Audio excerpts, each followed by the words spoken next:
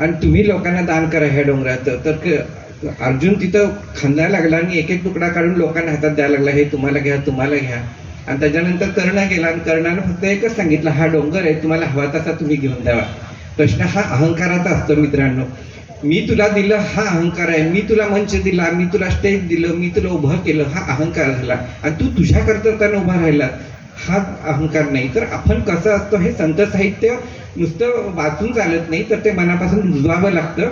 तेव्हा संत साहित्य ही एक तपश्चर्या आहे असं मला वाटतं. आज सागर महाराजांनी त्याच्यावर प्रकाश टाकला. आताचे नंतरचे वक्ते आहेत दीपक घाडगे. दीपक घाडगेंनी प्राध्यापक पाटण्यांच्या साहित्यावर PhD केलेली आहेत. चांगले वक्ते आहेत ते. आणि ते आज प्राचार्य शिवाजीराव भोसले सरांच्यावर त्यांची मत व्यक्त करणार आहेत. भोसले सरांच्या विषयी सांगायची काही गरज नाही आहे. आपल्या सातारचं वैभव असणारे सर आहेत. त्यांच्यामुळं खरं तर एक वक्त्यांची चांगली परंपरा निर्माण झाली आहे. प्राचार्य यशवंत पाटणे सर असू देत, आमचे श्रीधर साळुंके सर असू देत, त्याही पुढे जाऊन आणखी मिलिंद जोशी सर असू देत, त्यांनी प्राचार्य नावाचं पुस्तक लिहिलं.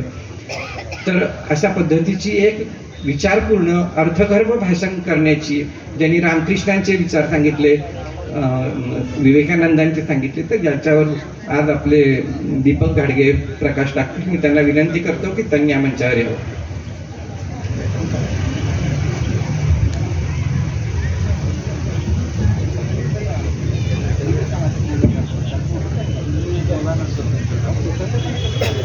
या विचारपीठावरती उपस्थित असलेले अनेक ज्ञानयात्री, त्याच्यामध्ये आदरणीय श्रीजी चिटणीस, प्रदीपजी कांबळे, सागर महाराज, ज्यांच्या साहित्यावरती मी डॉक्टरेट केली, ते आदरणीय यशवंतजी पाटणे सर, संस्कृती प्रकाशनच्या आदरणीय सुनीताताई पवार. या कार्यक्रमाचं उत्तम असं नियोजन, निवेदन ज्यांच्या वाक्शैलीतून आपणासमोर येतंय, ते आदरणीय माने सर आणि उपस्थित बंधू आणि भगिनींनो. आठवणींच्या हिंदोळ्यावरती या परिसंवादामध्ये भाग घेत असतानाच खरं म्हणजे आजची मीच या ठिकाणी या आठवणींच्या हिंदोळ्यावरती आहे की काय. कारण अचानक या ठिकाणी सरांनी येऊन सांगितलं की सर तुम्ही बोला, तुम्ही आहेत, तुम्ही बोलाल. तर आता बोलायचं तरी नेमकं कोणावरती किंवा कशावर. तर एक क्रायटेरिया लावलेला होता की सर्वसाधारणतः जनरली 1 वर्षाच्या कालावधीमध्ये ज्यांचं आपणाला या समाज व्यवस्थेतून जी नाहीशी झालेली मंडळी आहेत त्यांच्यावरती बोलावं. मग त्याच्यामध्ये विश्वास मेंदळे असतील, नादो महानोर असतील, यांची बाबा महाराज सातारकरांच्या वरती मान्यवर मंडळी बोलली. आणि आता सरांनी सांगितलं की मी प्राचार्य शिवाजीराव भोसले यांच्यावरती बोलावं. मी रामचंद्र देखणे यांच्यावरती बोलण्याचा प्रयत्न करणार होतो, परंतु प्राचार्य शिवाजीराव भोसले ही महाराष्ट्राला लाभलेली एक अखंड चालणारी, एक चालतं बोलतं व्यासपीठ म्हणून, विद्यापीठ म्हणून खरं तर प्राचार्यांकडे पाहिलं जातं. प्राचार्यांची सुरुवातीची जी कालखंड आहे तो कालखंड याच परिसरामध्ये, याच भूमीमध्ये गेलेला आपणास दिसून येईल. मोदोजी हायस्कूलमध्ये असेल, कर्मवीर अण्णांचा सहवास त्यांना लाभला.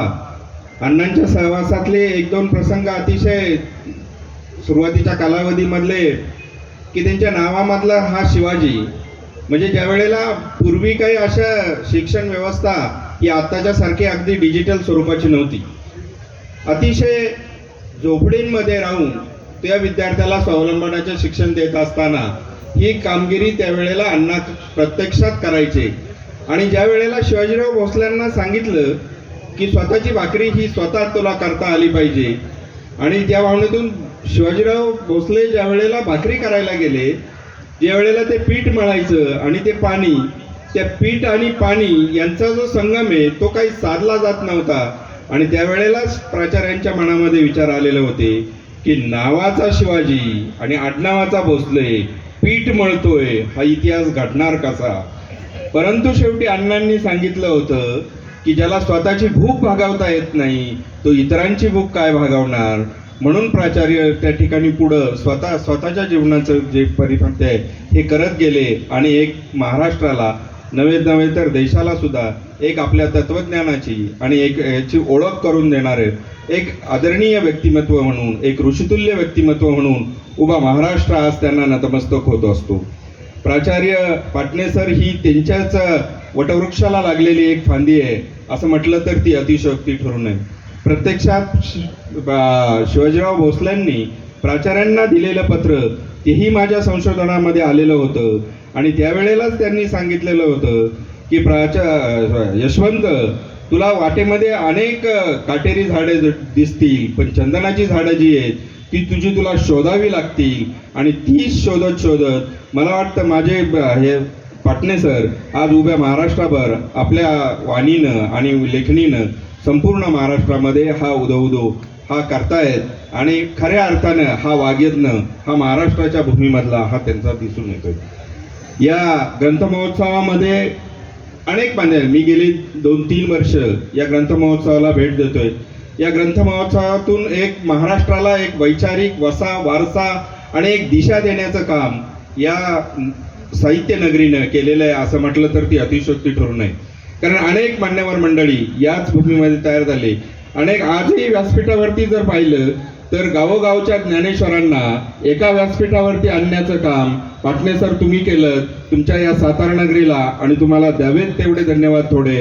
कुठल्याही चौरंगावरती न मावणारं असं हे कार्य हे तुम्ही करतायत. नक्कीच पुढच्या येणाऱ्या पिढी जी आहे ती तुम्हाला धन्यवाद दिल्याशिवाय राहणार नाही. प्राचार्य भोसलेंच्या अनेक उदाहरणं, मिलिंद जोशींनी प्राचार्य नावाचं त्यांचं आत्मचरित्र प्रसिद्ध केलं. यक्ष प्रश्न असतील किंवा जागर खंड 1-2 या अनेक भागांमध्ये त्यांनी आपल्या वाक्चातुर्याची आपल्या लेखणीची झलक ही उभ्या महाराष्ट्राला दिली. स्वतः माझाही परिचय प्राचार्यांशी 3 ते 4 वेळा झालेला होता. पाठीवरती हात टाकून म्हणजे आणि अगदी टपोऱ्या अक्षरामध्ये त्यांनी दिलेली ती साईन आजही माझ्या स्मृतीपटलावरती माझ्या नोंदवहीमध्ये ती आहे. आणि तेच शिवाजीराव खूप मोठा हो, शिक, वाचन कर या बाबींनी सतत दुसऱ्याला प्रोत्साहित करत या ठिकाणी असे राहत होते. आणि या दुसरं वैशिष्ट्य म्हणजे की एक कुठलाही विषय ऐनवेळी दिला जाणारा विषय सुद्धा प्राचार्य आपल्या लकबीनं आपल्या यांना त्याला तत्वज्ञानाची, विज्ञानाची, अध्यात्माची साथ देत देत देत कधी संपूर्ण व्याख्यान संपून जायचं आणि श्रोत्यांना विचारमग्न अवस्थेमध्ये ठेवून जात असत हे कधी कुणाला कळत नसत. एकदा असंच झालं की व्याख्यान चालू होतं आणि अचानक लाईट गेली. व्याख्यानाचा विषयच विज्ञान आणि चमत्कार असा होता, परंतु लाईट गेली. सगळीकडं लोकांना काही आवाज येईना, लोकांचा आवाज मात्र प्राचार्यांना येतोय. थोड्या वेळामध्ये लाईट आली आणि लाईट आल्यानंतर प्राचार्य बोलायला ज्या वेळेला उभे राहिले त्यावेळेला त्यांनी एकच सांगितलं की तुम्ही काय बोलताय ते मला ऐकायला येतंय आणि मी काय बोलतोय ते तुम्हाला ऐकायला जात नाही. कदाचित यालाच विज्ञानाचा चमत्कार असं म्हटलं जाईल. म्हणजे अशा पद्धतीनं प्रत्येक क्षणी हजरजबाबी असलेला हा सद्ग्रस्त आपल्या वाक्चातुर्यानं संपूर्ण महाराष्ट्राचा नव्हे तर या वैखरीचा पंढरीचा पांडुरंग विटेवरती उभं करण्याचं सामर्थ्य हे त्यांच्या वाग्यज्ञातून होत असे. असा गेली अनेक वर्ष आपल्या लेखणीतून वर्तमानपत्रातून आलेल्या अनेक साहित्यिक कलेकडून विवेकानंदांचं साहित्य विवेकानंद जर ऐकावं तर ते प्राचार्यांच्याच मुखातून, परंतु त्याचबरोबर अनेक दार्शनिकांना त्यांनी एका मांदियाळीत आणलं. मग संत ज्ञानेश्वर असतील, संत तुकाराम असेल, संत रामदास असेल, नव्हे तर आई असेल, या वेगवेगळ्या विषयांवरती प्राचार्य सतत बोलत राहिले. आणि पुण्याच्या वसंत व्याख्यानमालेत ज्यांनी गेली 28 वर्ष आपला हा तपयज्ञ साजरा केला आणि त्या पुणेकरांना सुद्धा आपलंसं केलं. पुणेकरांना आपलंसं करणं एवढं सुगो गोष्ट नाही चिटणीस साहेब, ती त्यांनी त्यावेळेला सुद्धा केलेली होती. आणि ही बाब गेली अनेक पुणेकर आजही मान्य करतात. दगडूशेठ हलवाई गणपतीच्या त्या ठिकाणी दिलेली प्रवचनाच्या रूपानं दिलेली ती व्याख्यानं तीही आज अलिखित अशा पद्धतीचा अमोघ साठा हा महाराष्ट्राच्या संस्कृतीमध्ये येईल. जर तो प्रकाशामध्ये जर आला तर नक्कीच महाराष्ट्राचं जे वैभव आहे ते वैभव द्विगुणित झाल्याशिवाय राहणार नाही. असंच या ठिकाणी शेवटी प्राचार्यांच्या स्मृतींना मी नतमस्तक होतो आणि आठवणींच्या हिंदोळ्यावरती ही एक वेगळी आगळी आठवण घेऊन मी या ठिकाणावरून मार्गस्थ होतो. आपणाला द्यावेत तेवढे धन्यवाद थोडे. पुनश्च एकदा आपणाला मनपूर्वक शुभेच्छा देतो, या ग्रंथमहोत्सवाला शुभेच्छा देतो आणि थांबतो. जय हिंद, जय महाराष्ट्र. उपाध्यक्ष वीणा लांडगे सर यांचाही विश्वास महिलांशी एक खासा ऋणानुबंध होता. मी त्यांना विनंती करतो की त्यांनी त्यांचं मनोगत व्यक्त करावं. वर व्यासपीठावर समोर बसलेले सगळे प्रतिभावंत, अत्यंत मनापासून या उपक्रमाचा आस्वाद घेत आहेत ते सर्व श्रोते. सर, या सगळ्यांना मी जवळून परिचित आहे आणि ते मला जवळून ओळखतात. या सगळ्यांना माझ्या कार्यक्रमाला मी बोलवलेलं होतं. नादो महानवरांचे सर्व काव्यसंग्रह माझ्याजवळ आहेत. बाबा महाराज सातारकरांची आकाशवाणीवरची आणि सगळी कीर्तनं, जवळजवळ 15 ते 20 कीर्तनांना मी उपस्थित होतो. आणि रामचंद्र देखणे सुद्धा त्याचा उल्लेख जरी नसला तरी ते आमच्या कार्यक्रमाला मी बोलवलेलं होतं. आणि मेंदळ्यांची सुद्धा, डॉक्टर मेंदळ्यांची सुद्धा सर्व पुस्तकं आहेत. पण मी शिक्षक आहे. शिक्षकाला का जसा कथाकथनाचा कार्यक्रम मी थोडक्यात सांगितला कथापूर्ती, तर तसं आज सुद्धा सारांश लेखन कसं असतं हे मला माहिती आहे. त्या सगळ्यांची व्यक्तिमत्व मी जवळून पाहिलेली आहे. मेंदळे साहेबांना बोलावलं होतं त्यावेळी कार्यक्रम झाला. साधं आम्ही भाजी भाकरीचं जेवण केलं होतं. ते जेवण केलं आणि आमच्या लांडगे परिवाराच्या थोरल्या बंधूंनी त्यांना एक पाकिट दिलं. आठवणी सांगायच्या असतात ना, ह्या आठवणी आहेत, त्याचे हिंदोळे आहेत. त्या पाकिट दिलं. त्यांनी आपल्या ड्रायव्हरला सांगितलं, हे पाकिट पहा. ड्रायव्हरनं पाकिट पाहिलं, कारण मी त्यांच्या घरी निमंत्रण द्यायला गेलो होतो आणि त्यांनी मला सांगितलं होतं काय सांगायचं. पाकिट हळूच उघडलं, पाहिलं, किती आहे ते पाहिलं आणि आमच्या बंधूंच्या जवळ, मी बाजूला होतो, बंधूंच्या जवळ त्यांनी त्या नोटा काढल्या. जेवढ्या हवे तेवढ्या ड्रायव्हरकडे दिल्या. उरलेल्या बंधूंना आमचे एवढेच म्हणाले, हा माझा एवढा प्रवास खर्च, हे तुम्ही ज्यादा दिले. काय माणसांचा मोठेपणा असतो. पण बंधूंना मात्र मी रागावलो, अरे असं कशाला, आपण त्याला ठरल्याप्रमाणे गाडी खर्च द्यायला पाहिजे. नाही म्हटले, मला जेवढा खर्च आला तेवढाच मी घेणार, बाकी तुम्ही परत घ्या. माणसांचं मोठेपणा कृतीतून, उक्तीतून, वाणीतून पाहायला मिळतो. यांना सुद्धा आम्ही बोलवलं होतं, रामचंद्र देखणे साहेबांना सुद्धा. किती माणसं मनाची मोठी असतात, त्यांना आम्ही कार्यक्रम लांडगे परिवाराचे बोलवतो. त्यांनी असाच मनाचा मोठेपणा दाखवला. नादो महानवरांचं एक वैशिष्ट्य, मी शिक्षक आहे, बोर्डावर आहे आपल्याबरोबर पाटील सर, आपण बोर्डावरच आहोत, SSC बोर्डावर, दुसऱ्या कुठल्या बोर्डावर नाही. आणि हो, नाही तर पत्रकारांना गैरसमज व्हायचा. हो नाही, पाटील ते आपले चांगले पाटील, म्हणजे आमच्या शिक्षक पेशातले आहेत तसे. तर सांगायचं वैशिष्ट्य, एक कविता होती आणि सोलापूरवरून एका शिक्षकाचा मला फोन आला. ती एक मला आठवण महानवरांची सांगायची वाटते.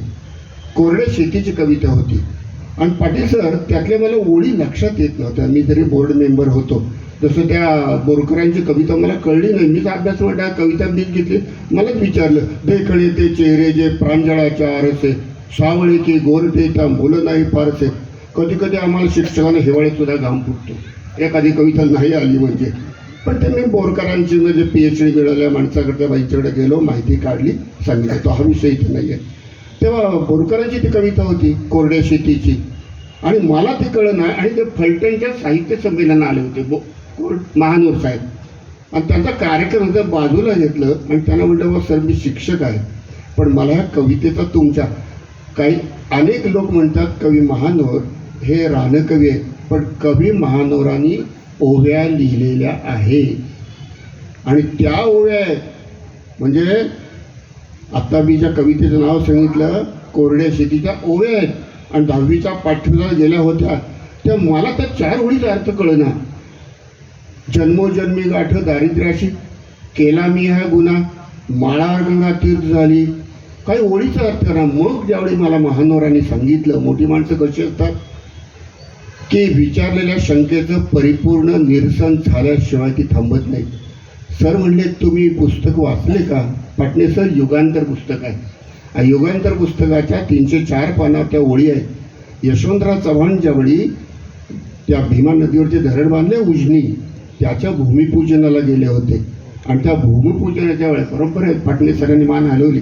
भूमिपूजनाच्या वेळी ते यशवंतराव चव्हाण आपल्या भाषणात म्हणतात, इथं आहे युगांतर पुस्तक, पहिलं पुस्तक आहे. तर त्या पुस्तकात ते म्हणतात, आज मी नदी अडवतोय. पूर्वीच्या काळी नद्यावर धरणं बांधणं हे पाप असायचं, मान्य नव्हतं लोकांना नदी अडवणं. म्हणून यशवंतराव चव्हाणांनी पहिलं वाक्य म्हणलं, केला मी हा गुन्हा. दुसरं, जन्मोजन्मी गाठ दारी. महानोर मला सांगतात आणि मी ऐकतोय, जन्मोजन्मी गाठ दारिद्र्याशी. कारण उजनीचं धरण बांधण्यापूर्वी त्या सोलापूरच्या भागातील सगळ्या लोकांना, शेतकऱ्यांना पाणी शेतीला मिळत नव्हतं.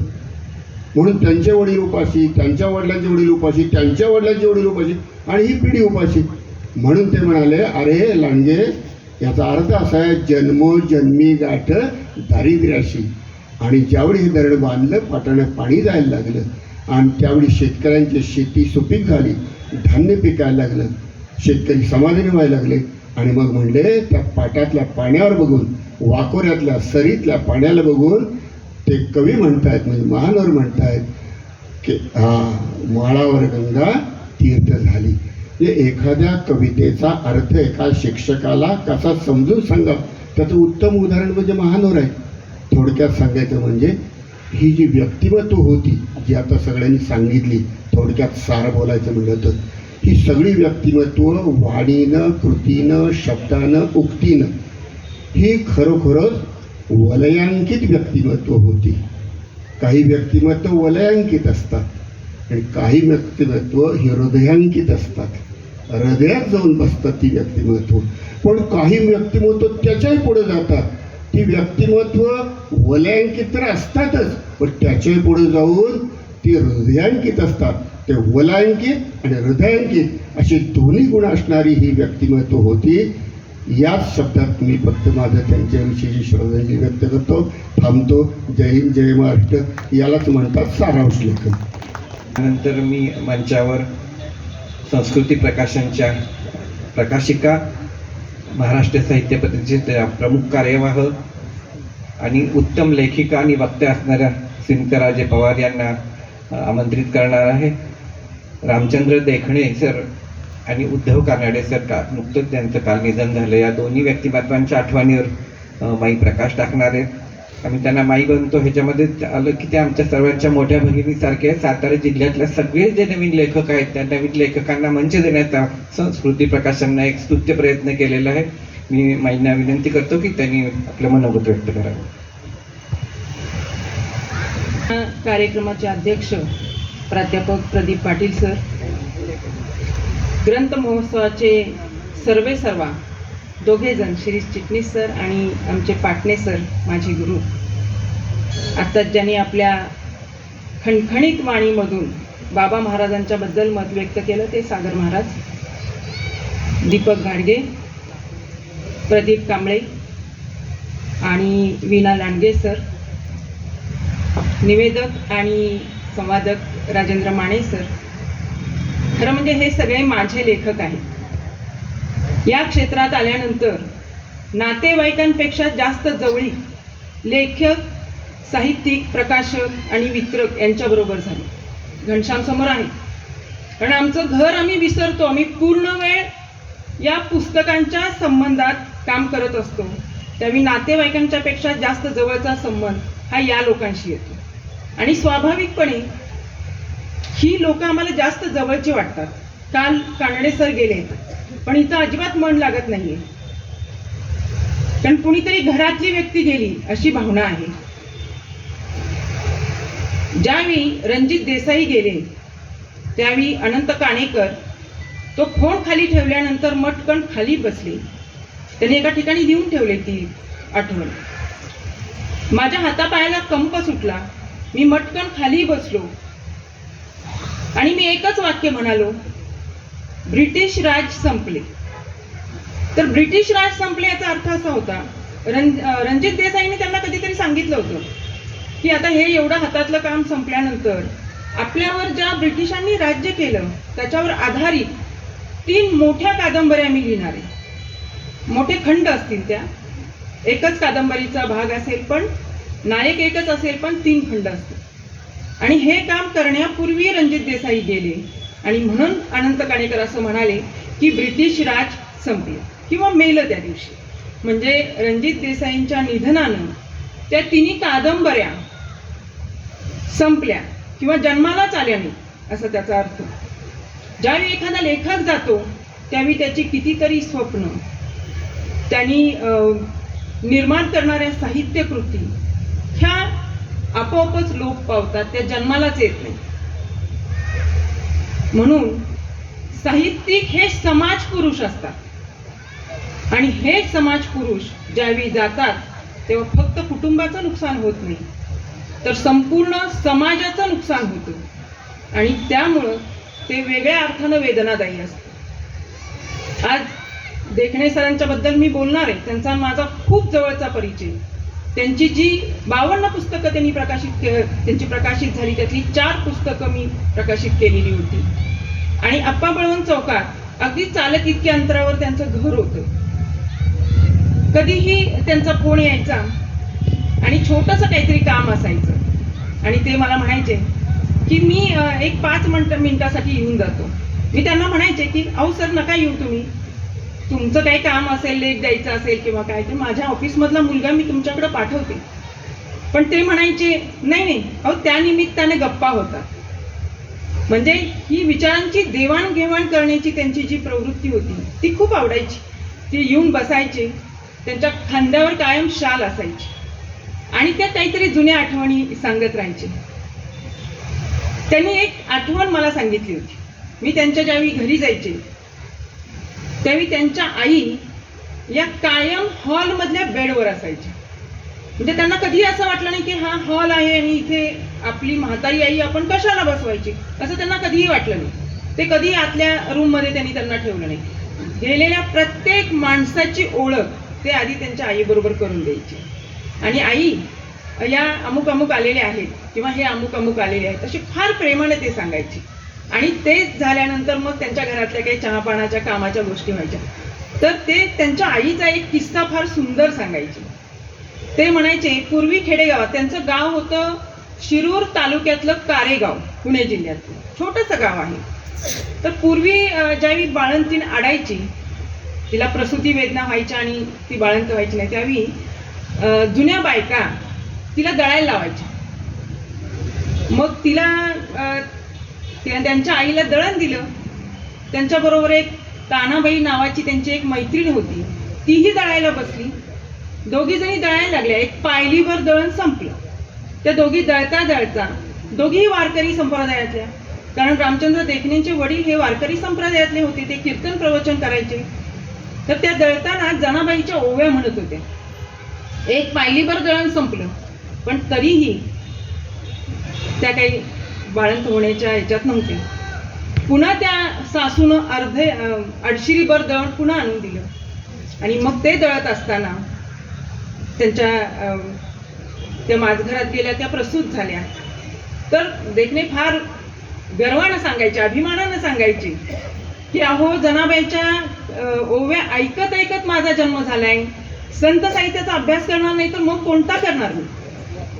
म्हणजे हा केवढा मोठा संस्कार होता. ते प्रचंड मातृभक्त होते.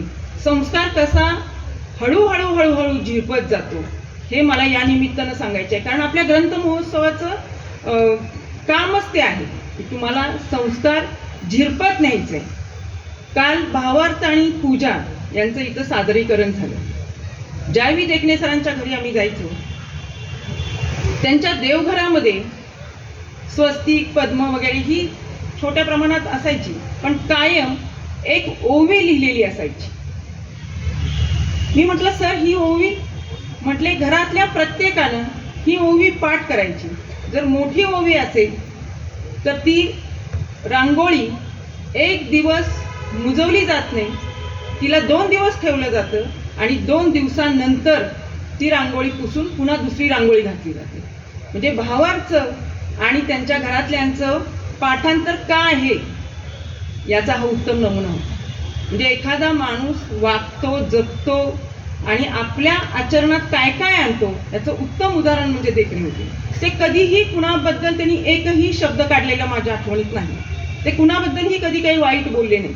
त्यांचं एकच मत होतं की आपलं जे मौखिक वाङ्मय आहे, ज्यांना आपण वेद म्हणतो, काही जे काय असेल ते, तर आपल्या मौखिक वाङ्मयातून जे लोकसाहित्य आले, जे जगभरात पसरलेलं आहे, ज्या श्रुती आपण ज्या बाकीच्या वेदांना जे श्रुती म्हणतो, या लोकसाहित्याच्या श्रुतीच आहेत.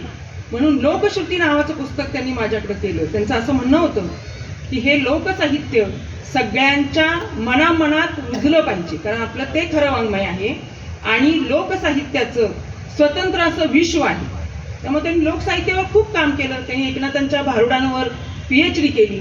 त्याचंही एक वेगळं कारण होतं.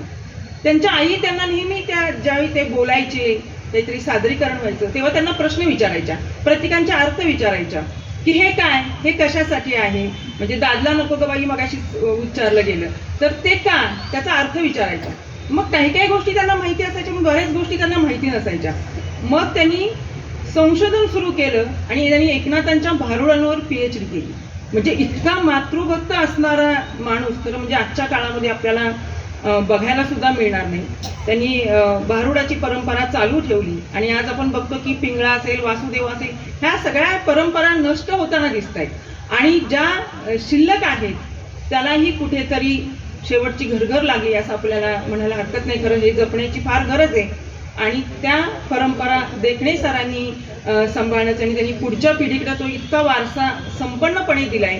काल पूजाचं निवेदन आणि भावार्थ सादरीकरण बघून अक्षरशः भरून आलं. म्हणजे ही मुलं IT क्षेत्रातली आणि हे भारूड आणि प्रवचन या सगळ्यांवर इतकं सुंदर बोलतायत, तर हा संस्कार रुजवला. तसाच संस्कार ग्रंथ महोत्सव सुद्धा या निमित्तानं रुजवा या अपेक्षेने मी हे सगळं बोलले. दुसरं, आज कानडे सरांच्या जाण्याबद्दल मला बोलायचंय. खरं म्हणजे मगाशी श्री चिटणीसांनी खूप साहित्य परिषदेबद्दल माहिती दिली किंवा काय. 2011ला मी साहित्य परिषद निवडणुकीला उभी राहिली आणि परीक्षा विभागाची कार्यवाह म्हणून निवडून आली. खरं म्हणजे उभं राहण्याचं कारण एवढंच होतं की मी सातारमधून पुण्यामध्ये गेलेली, पण पुण्यातल्या लोकांनी मला किती स्वीकारले हे मला बघायचं होतं. मी उभी राहिले, मी निवडून आले, परीक्षा विभाग मी 5 वर्ष बघितला आणि नंतर मला असं झालं होतं की आता या फंदात आपण नको पडायला. पण पुन्हा एकदा मोठ बांधली गेली आणि कोषाध्यक्ष म्हणून मी उभी राहिले आणि पुन्हा एकदा कोषाध्यक्ष पदावर निवडून आले. प्रकाश पायगुडे सर असतील, आमचे मिलिंद जोशी सर असतील, आम्ही सगळ्यांनी मिळून हा 16 पासून कारभार आम्ही करत आहोत. पण हे एक दुसरं घर झालं साहित्य परिषद म्हणजे रोज त्या ठिकाणी जायचं, काही 2 तास कामं करायची, महाराष्ट्रभरातल्या साहित्यिकांशी येणारा संपर्क, हे सगळं इतकं चालू होतं. आणि अशातच प्रकाश पायगुडे सरांना एका छोट्याशा आजार आहे असं समजलं आणि तो कॅन्सर निघाला दुर्दैवानं आणि 7-8 महिन्यात त्यांचं निधन झालं. त्यामुळं प्रमुख कार्यवाह पदाची धुरा माझ्याकडे आला. हा खूप मोठा धक्का होता मला सगळ्यांना, पायगुडे सरांचं जाणं. कारण महत्वाची जी 3 पदं असतात ती 16 जिल्ह्यामधून काम करत असतात आणि हा सगळा कारभार हाकत असतात. तर एक हात असा निखळून पडल्यासारखं झालं आणि दोन्ही पदं गेली 8-9 महिने झालं माझ्याकडेच होती. आता ते पुन्हा प्रमुख कार्यवाह पदाचं पद आणि प्रभारी कोषाध्यक्षाचं पद पुन्हा माझ्याकडे आलं आणि हे सगळं थोडंसं सुरळीत होतंय ना होतंय. कानडे सर रोज यायचे, ते आमच्या वर्धापन दिनाचे जे पुरस्कार असतात त्या पुरस्कारामध्ये पुरस्काराचं काम ते करायचे. ते डिसेंबर पासून काम सुरू व्हायचं. कानडे सर रोज यायचं, ते पुस्तकं वेगवेगळी करणं वगैरे काम चालू असायचं. 6 वाजता ते काहीतरी थोडंसं खाणं किंवा काय, या सगळ्या गोष्टी त्यांच्या चालू असायच्या. आणि त्या दिवशी सुद्धा ते संध्याकाळी 8 वाजता घरी गेले. रात्रीचाच त्यांना अटॅक आला आणि ते हॉस्पिटलाइज करायला लागलं आणि 8 दिवसामध्ये त्यांचं निधन झालं. ही माणसं सगळी कुठल्या तरी छोट्याशा गावातून आलेली आहेत. उद्धव कानडे सुद्धा मराठवाड्यातल्या वडगाव सिद्धेश्वर या छोट्याशा गावातून आले. अत्यंत गरिबीतून ते आलेले होते. त्यांच्या आईचं ज्यावेळी लग्न झालं त्यांच्या वडिलांच्या बरोबर, तेव्हा थोड्याच दिवसात हुंड्यापायी त्यांच्या आईचा प्रचंड छळ करण्यात आला. दररोज रखरखत्या उन्हात काम करणं, अत्यंत गरिबी, सासूचा छळ, अशा अनेक अडचणींना तोंड देत ती माऊली कष्ट करत होती. एक दिवस शेतात काम करत असताना एकाएकी आकाशात ढग आले, जोराचा पाऊस सुरू झाला. ही माऊली 9 महिन्याची गर्भार आणि अक्षरशः त्या चिखल मातीतून पाय सुद्धा वर उचलत नव्हता आणि तशात ती कोसळली. वरून पाऊस पडतोय, खाली चिखल आहे, माती आहे, ढग गरजतायत आणि त्यातच मातीच्या आणि पाण्याच्या साक्षीनं टाहो फोडला आणि एक नवा अंकुर जन्माला आला, ते म्हणजे उद्धव कानडे. उद्धव कानडे म्हणून कधीही मातीला विसरले नाहीत. त्यांचं गावावर त्यांचं खूप प्रेम होतं, पण काही कारणानं त्यांना पुण्यामध्ये यावं लागलं. त्यांच्या आईला ती पुण्यामध्ये येऊन काम करू लागली आणि कानडे सर हे छोट्या शाळेमध्ये तिथल्याच जात होते. ते नेहमी म्हणायचे की मला माझं गाव फार आवडायचं, पण माझं गाव माझ्याशी कायम सावत्र आईसारखं वागलं. मला कधीच तिथं राहता आलं नाही, कधीच मला तिथं बागडता आलं नाही. आणि एक दिवस आईच्या आठवणीने व्याकुळ झालेले कानडे पुण्यामध्ये आले, स्वतः एकटेच. बाबा आढाव एवढंच नाव त्यांना माहिती होतं, कारण आई त्यांची हमाल होती. एक स्त्री गाडा पोटाला बांधून, दोर बांधून हमाली करायची मंडईमध्ये. आणि चळवळीशी संबंध असल्यामुळे बाबा आढावांचा संबंध होता. ते विचारत आपल्या आईला भेटले. बाबा आढावांचाही त्यांचा संबंध आला. त्यांनी माझ्या दिवाळी अंकामध्ये एक लेख लिहिलेला होता, आई नावाचा बाप. आईनं बापा इतक्याच यांनी त्यांना सांभाळलं, मोठं केलं. ते नेहमी म्हणायचे, प्रेम उरात असेल तर जीवन गाणं होतं आणि प्रेम घरात असेल तर घर शाणं होतं. उद्धव कानडेंनी खूप पुस्तकं लिहिली. 6 त्यांचे कविता संग्रह आहेत. माझ्याकडे आता त्यांचा भूक आणि भाकरी नावाचा एक हे सुरू होता, एका पुस्तकाचं काम सुरू होतं. आणि मला ते गेल्यानंतर सारखे म्हणायचे, मग अशी उल्लेख झाला की मला सगळे माई म्हणतात, पण कानडे सर जे माई अशी सुरात हाक मारायचे. आणि मग कुणीतरी आमच्या परिषदेमध्ये म्हणायचं की तुम्ही त्यांना अकारण म्हातारा करून टाकले. तर ते म्हणायचे, आई इतकीच माई महत्वाची असतो म्हणून मी माई म्हणतो. तर ते फार सुंदर असं सगळं चालू असताना कानडे सरांचं जे जाणं होतं ते अत्यंत वेदनादायी होतं. त्यांनी जे आता इथून पुढे सर्व काही नावाचं एक पुस्तक लिहिलं. सगळ्या कविता होत्या त्यांच्या आणि त्या प्रेमावरच्या होत्या. आम्ही त्यांना चिडवायचो की सर तुम्ही या वयामध्ये प्रेमाच्या कविता कसं लिहिताय आणि इथून पुढे सर्व काही म्हणजे काय. तर ते मला म्हणाले की माई इतक्या गरिबीत दिवस काढले की प्रेम करायचं राहून गेलं, पण मी प्रेम करणारा माणूस आहे. माझ्या तोंडून तुम्ही कधीतरी मला चिडलेलं बघितलंय का? माझ्या तोंडून कधीतरी अपशब्द गेलेला बघितलंय का? त्यामुळं गवताच्या पात्यावर पडणाऱ्या दवावर, सोनेरी कोवळं किरण पडलेल्या उमलणाऱ्या फुलावर, निसर्गावर, सगळ्यावर मी प्रेम करतो.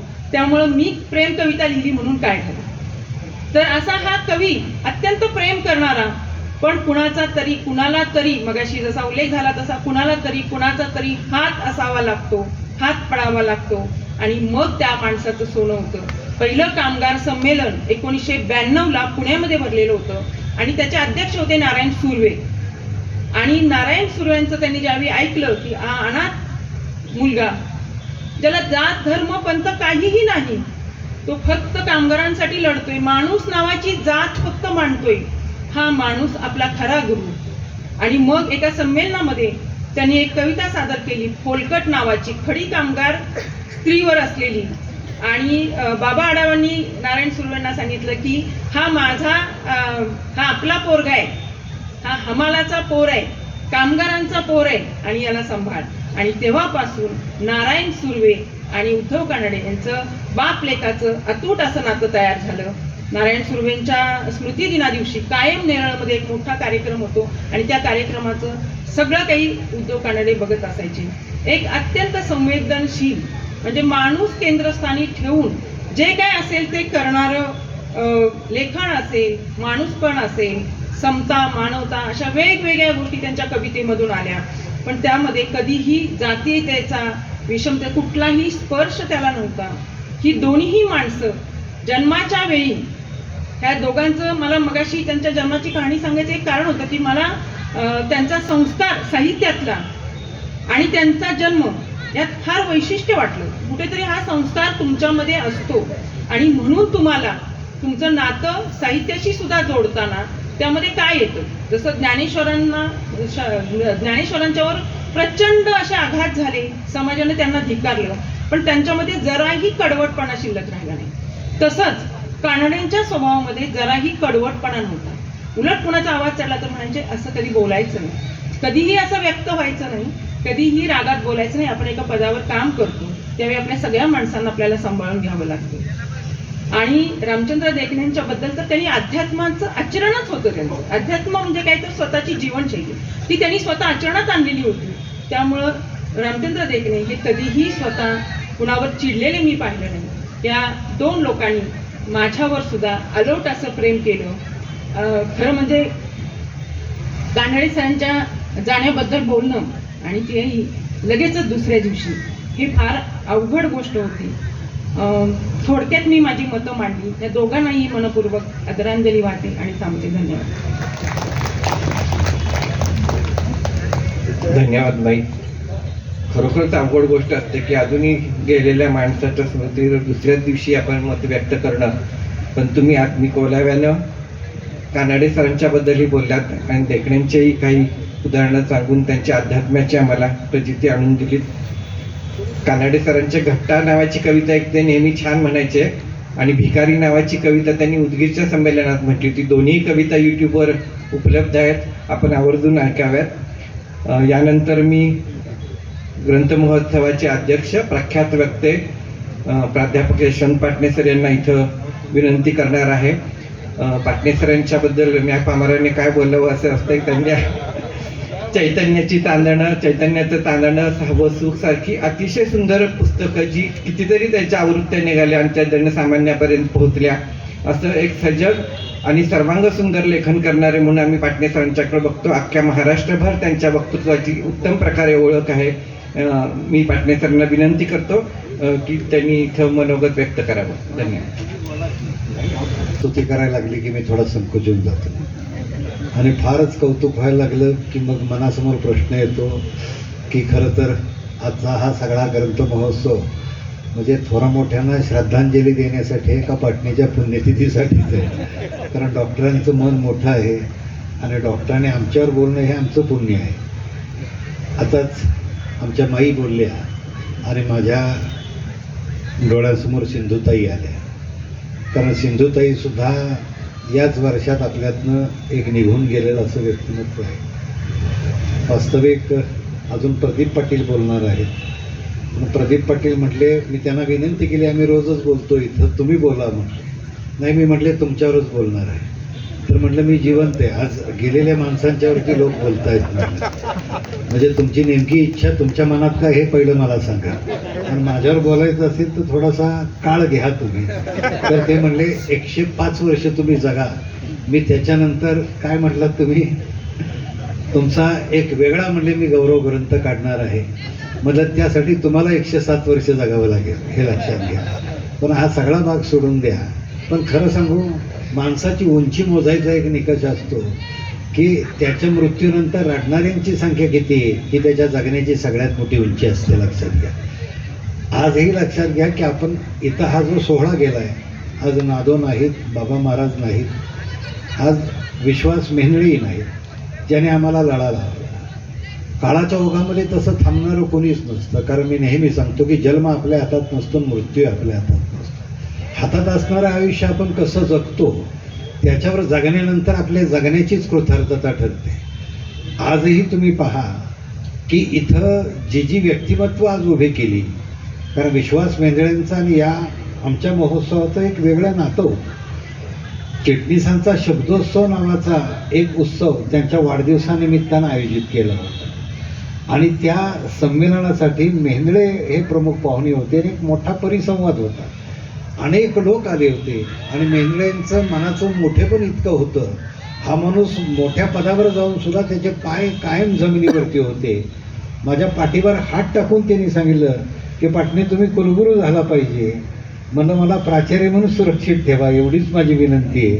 पण जाता जाता सुद्धा इतक्या सहजपणे बोलायचे.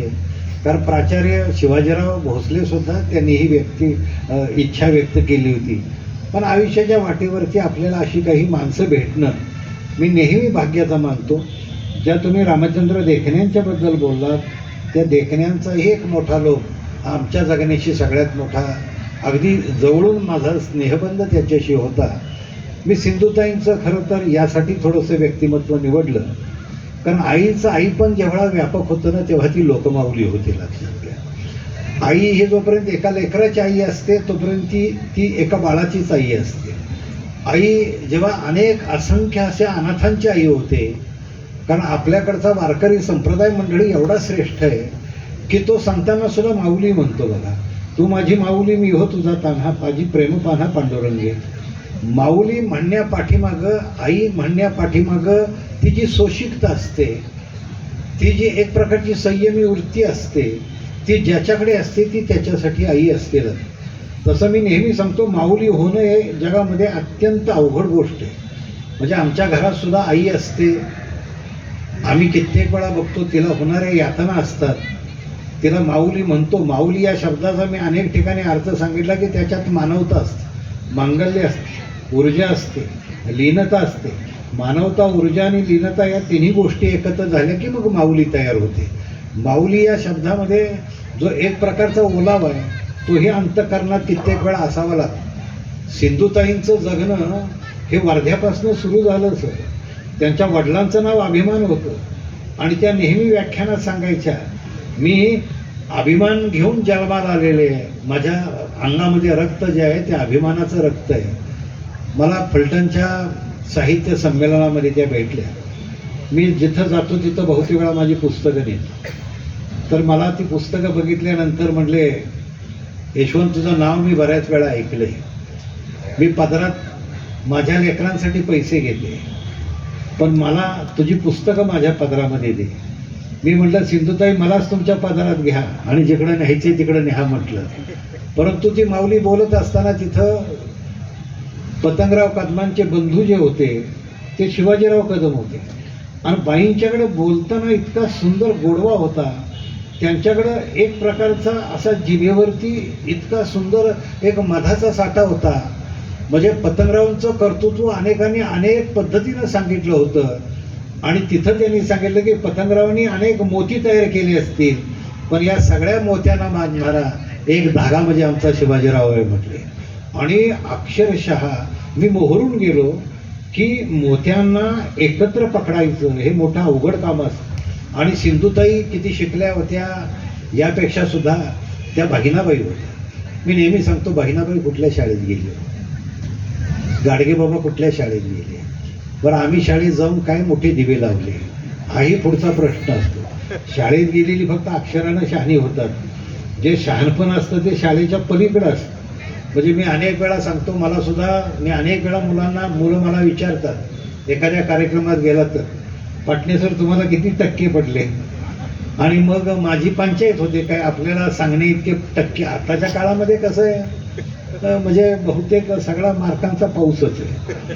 म्हणजे मला एकानं परवा दिवशी 3 पेढे दिले, 10वीची परीक्षा झाल्या.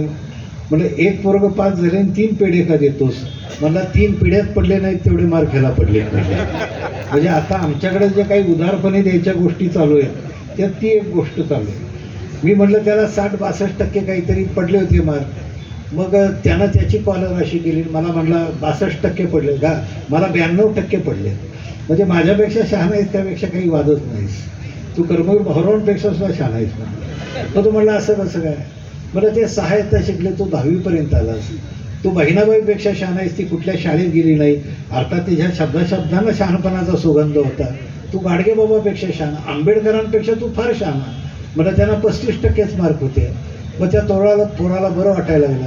पण त्याला मी शेवट सांगितलं की बाळा, की गुणांची नुसती गोळाबिरीजमध्ये कधी टक्केवारी नसते, तर टक्के टोनपे खाऊन मिळवलेलं यश म्हणजे खरी गुणवत्ता असते आणि जीवनातलं सगळ्यात मोठं यश असतं. मी सिंधुताईंच्या आयुष्यात जेव्हा बघतो ना तेव्हा काय होतं सांगा ना. बाबा महाराज सुद्धा, सागर महाराज हे नंतर प्रसिद्धीला आले, फार कालावधी या मंडळींना लागला. यांनी वयाची 50शी ओलांडली आहे प्रसिद्धीच्या झोतात येण्यासाठी, हे लक्षामध्ये घ्या. म्हणजे बाबा महाराज हे नाव तुम्हाला दिसतं. प्रणव जोशी यांनी मुलाखत बाबा महाराजांची घेतली TV वर, त्यावेळी मी ती ऐकली. त्यावेळी बाबा महाराज हे नाव आम्ही ऐकत होतो, पण एक गोष्ट लागेल, आपण प्रसिद्धीसाठी जेव्हा झटतो ना तेव्हा मला नाही वाटत तुमची वाढ होते. शेवट तुम्हाला ऐकावं असं वाटणं हे सगळ्यात मोठं कलावंताचं वैशिष्ट्य असतं. मी नेहमी ज्ञानेश्वराच्या भाषेत सागर सांगतो. आज सागरसुद्धा आमचा फार चांगला उफाळला होता. म्हणजे मी ज्या गावचा जावई आहे त्या गावचा सागर आहे आणि त्या गावाला माझा शोध लागला आहे, तो जावई शोध आहे, हे लक्षात घ्या. पण मला लागलेला सागरचा शोध हा वेगळा जावई शोध आहे, हे लक्षात घ्या. तर सागरचं नाव मी ऐकत होतो. त्यांना महाराज म्हणतात. म्हणलं सागर तू सागरच आहेस, आता महाराज लोकांसाठी आहेस. पण ही मुलं जेवढं अशी बोलतात ना, काल भावार्थही बोलला मॅडम, किती सुंदर बोलत गेला. मी आज तुम्हा सगळ्या रसिकांना सांगेन की ग्रंथ महोत्सव आम्ही बोलत असतो महाराष्ट्रामध्ये, पण आज सागरच्या निमित्तानं इथं बसलेल्या अनेकांना जाणीव झाली की सातारच्या मातीत सुद्धा वेगळी रत्न घडत आहेत आणि त्यातलं हे रत्न आहे म्हणजे. म्हणून आमचा ग्रंथ महोत्सव जसा तुमचा जळगावचं एक साहित्य संमेलन त्यांनी बालकवीनं जन्माला घातलं, आज आम्हाला सुद्धा जी काही संधी मिळाली आहे आम्ही बोलतच राहणार आहे मंडळी. आता हे नाईलाजानं मी सुद्धा खरं तर प्रदीपचंच ऐकण्याच्या अवस्थेमध्ये होतो, पण सिंधुताईंवर जर बोललो नाही या सगळ्या याच्यामध्ये तर एक म्हणजे आम्ही कदाचित एखाद्यावर अनुल्लेखानं मारणं ही पुणेकरांची एक पद्धत असते, ती साताऱ्यात सुरू होऊ नये हेच माझी इच्छा आहे. म्हणजे पुणेकर म्हणजे मी माईंच्याकडे बघतोय असं नाही, म्हणजे माई आहे तशा कधी अनुकरणानं मारत नाहीत आणि तुम्ही सातारच्याच नाही. पुणेकर फायद्यासाठी सातारकर असतात आणि फायदा घेण्यासाठी पुणेकर असतात, लक्षात घ्या. म्हणजे पुणेकरांची सुद्धा फार वेगवेगळी लक्षणं आहेत. म्हणजे आता त्या पुणे ह्या विषयावर बोलायला आपण लागलो तर भाग वेगळा होईल. पण मंडळी एक गोष्ट अत्यंत वास्तव सिंधुताईच्या जीवनातली होती की ही समाजाची आई होती. आज पहा तुम्ही, म्हणजे समाजाची आई होणं याचा अर्थ त्याग लागतो. घनश्याम आमचा मित्र आहे, घनश्याम पाटील. माझ्या आयुष्यात माझ्यावरती पहिलं माझं पुस्तकांचं कौतुक करणारा लेख हा चपराकमध्ये होता आणि सकाळचे मला वाटते नाशिकचे त्यावेळीचे संपादक त्यांनी लिहिलं आणि त्यांनी मला सकाळी फोन केला. मला तोपर्यंत नाव माहीत नव्हतं. मला फोन आला आणि म्हणले सर चपराक बघितलीत का? मी म्हटलं चपराक, म्हटलं कुठं आयुष्यात खाल्ली नाही. म्हटलं चपराकमध्ये तुमचा लेख आहे म्हटलं. आणि चपराकचा तो लेख हा माझ्यासाठी मानपत्र होता, लक्षात घ्या. कारण तो पहिला लेख घनश्याम इतक्या सुंदर पद्धतीने तो दिला होता. अर्थात गंमत अशी असते की आपलं कौतुक करणारी माणसं आयुष्यात भेटणं. बाबा महाराज सातारकरांनी आपल्या वडिलांचा एक अनुभव सांगितला. तुम्हाला माहिती आहे का नाही मला माहीत नाही. बाबा महाराज त्यांचे वडील सातारकर महाराज हे उठले किती वाजता? 5 वाजता ते ज्ञानेश्वरी सांगायला सुरुवात करायची आणि वैशिष्ट्य असं बाहेर माणसं येऊन बसायची. एकानं नंतर तक्रार केली की बाबा महाराजांच्याकडे म्हणजे वडिलांनी सांगितलंय की तुम्ही आंघोळ न करता ज्ञानेश्वरी सांगताय. म्हणजे ज्ञानेश्वरी माझ्यासाठी आई आहे आणि तिचं स्तनपान करणं हे माझ्यासाठी पुण्य आहे, लक्षामध्ये घ्या. मी हे सांगतो एका परीनं मी स्तनपान करतो. आणि जेव्हा दादा महाराज निघून गेले तेव्हा एक माणूस इतका ढासाढासा प्रदीपराव रडत होता. त्यांना बाबा महाराजांनी विचारलं वडील तर आमचे गेलेत आणि रडताय तुम्ही इतके.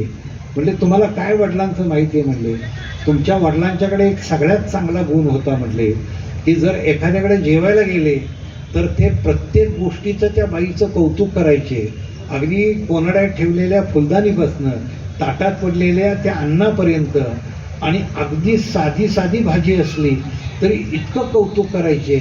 आणि त्यांनी सांगितलं की दादा महाराज गेले याचा अर्थ आमच्या आयुष्यातलं कौतुकच गेलं. म्हटले कौतुक करणारा माणूस भेटणं आयुष्यामध्ये. आणि म्हणून ही माणसं सगळी होती ना, नादो असतील, बाबा महाराज असतील, विश्वास मेंदळे असतील आणि सिंधुताई असतील, ही समाजाची आई होती. समाजाची आई होणं याचा अर्थ असतं की मातृत्व हे स्त्रीला चिकटलंय, पण मातृत्वात एक दातृत्व दडलेलं. भगतसिंगांनी मृत्यूला जाताना त्यांनी काय मागितलं असेल? भगतसिंग मृत्यूला सामोरं होताना जेलरनं विचारलं शेवटची इच्छा काय? तेव्हा भगतसिंगांनी सांगितलं माझी शेवटची इच्छा एकच आहे. इथं जे काम करतात म्हटले स्वच्छतेचं, त्याला बेबे म्हणतात तिकडं, त्याची जी आई आहे म्हटले त्या आईच्या हातचं मला मृत्यूपूर्वी जेवण हवं आहे म्हटलं. आता मी सिंधुताईवर बोलतोय आणि समाजाची आई तुम्हाला सांगतोय, मला त्याच्या हातचं आणि म्हणून त्या मेहतर समाजातल्या माणसाला बोलवलं आणि सांगितलं की उद्याच्याला हा माणूस आता आपल्याला दिसणार नाही. आणि त्यांनी ही इच्छा व्यक्त केली. त्या मेहतर माणसाच्या डोळ्यात पाणी आलं. म्हणले भगतसिंग एका सरदार घरामधनं येतात आणि त्यांना माझ्याकडचं जेवण आईचं देणं, कदाचित मी जेवण देईन पण अवतीभोवतीचा समाज मला काय म्हणेल म्हणले. तर तो स्वतः त्या भगतसिंगांच्याकडे गेला आणि त्यांनी सांगितलं मला माफ करा म्हटले. माझी आई सकाळी उठते, अनेक घराच्या मागं जाते, महिला स्वच्छ करते म्हटले. त्या हातानं म्हणले हात धुते आणि नंतर स्वयंपाक करते. पण त्या हातानं तुम्हाला जेवायला देणं, मृत्यूच्या पूर्वी या हातानं जेवायला देणं, हे मला कसं तरी वाटतंय म्हटले. तेव्हा भगतसिंग म्हटले अरे तुझी आई करते तीच माझी आई करते. माझी आई सुद्धा घरातल्या बाळाचं शिशू सगळं स्वच्छ करते, तीही हात धुते आणि ती बाळाला घास भरवते. फक्त फरक एकच आहे, माझी आई फक्त एका बाळाचा घास भरवते म्हणून ती एकाच बाळाची आई आहे. पण तुझी आई ही समाजाची आई आहे हे लक्षामध्ये घे. आणि समाजाची आई तिच्याकडनं मला यासाठी घ्यायचं आहे की मृत्यूनंतर मी ज्या स्वातंत्र्यासाठी झगडतोय, ज्या मी समतेसाठी झगडतोय, ती समता जी आहे ती इथं प्रस्थापित झाली पाहिजे.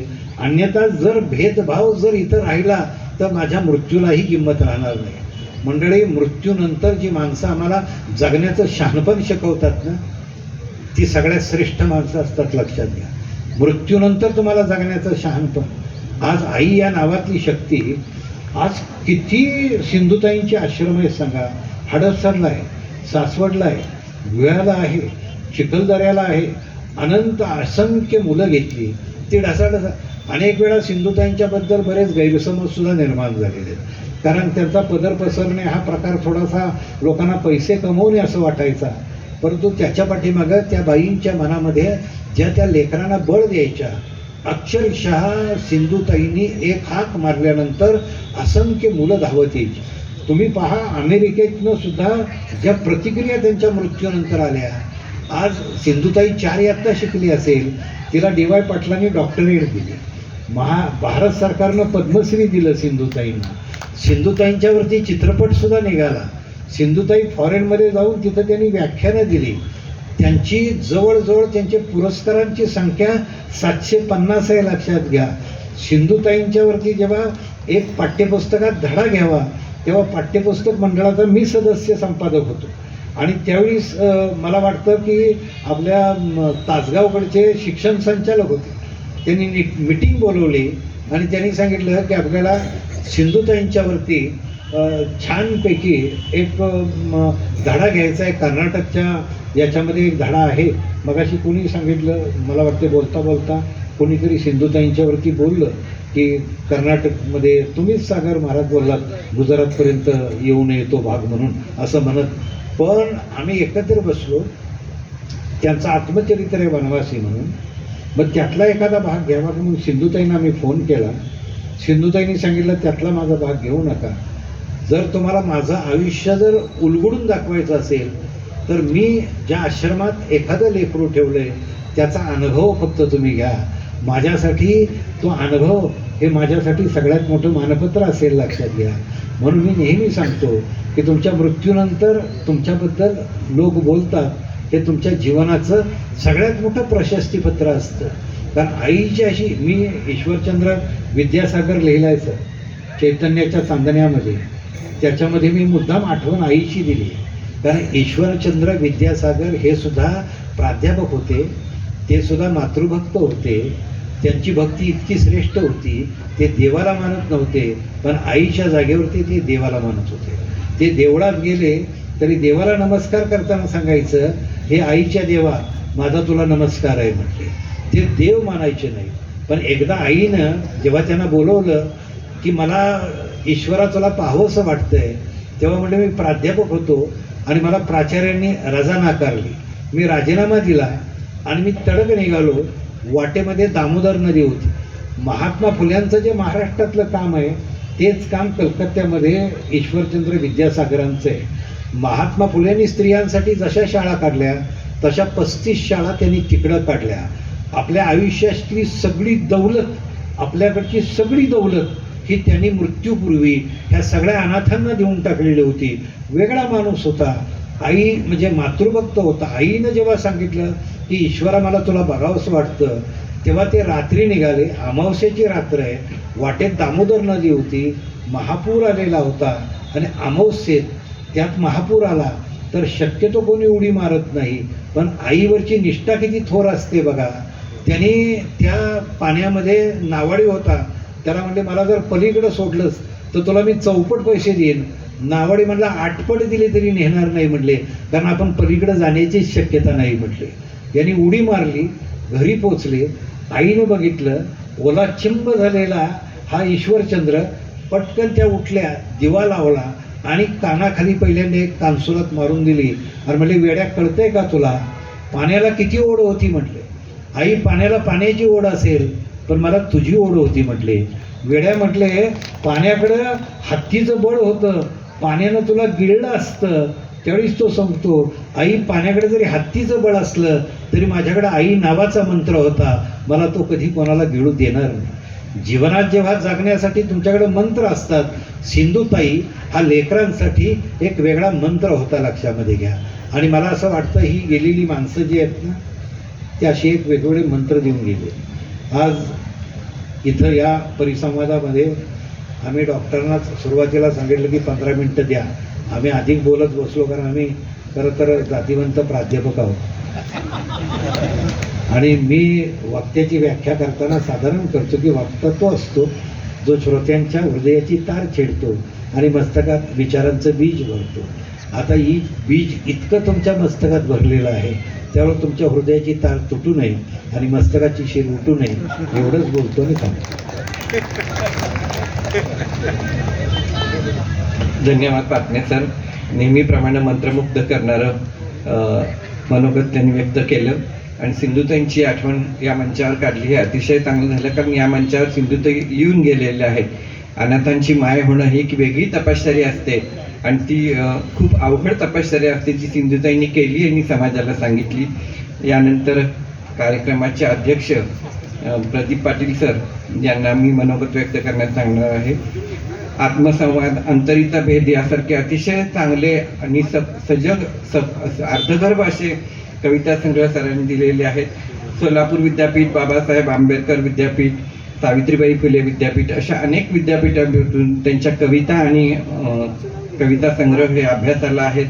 अनेक पुरस्कार त्यांना मिळालेले आहेत. राज्य शासनाचा पुरस्कार आहे, विखे पाटील साहित्य पुरस्कार आहे, यशवंतराव चव्हाण पुरस्कार आहे. आणि सध्या ते महाराष्ट्र राज्य साहित्य संस्कृती मंडळावर सदस्य आहेत. त्याचबरोबर ते कवितांचा एक अत्यंत चांगला कार्यक्रम अनेक ठिकाणी करत असतात. आमचे चांगले मित्र आहेत. आज नादो महानोर यांच्या विषयावर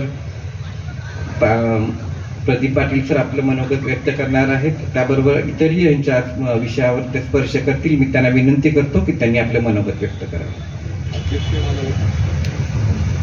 आणि महाराष्ट्रातील मोठे वक्ते आमचे मित्र डॉक्टर यशवंत पाटणे, संस्कृती प्रकाशनने खेड्यापाड्यातल्या अनेक लोकांना संधी दिली आणि अनेक लोकांना देत आहेत अशा आमच्या वहिनी साहेब सुनीता राजे पवार. सगळे त्यांना माई म्हणत असल्यामुळे कुणीतरी वहिनी म्हणायला पाहिजे प्रदीप, म्हणून मी पहिल्यापासून ते धोरण ठेवलेलं आहे.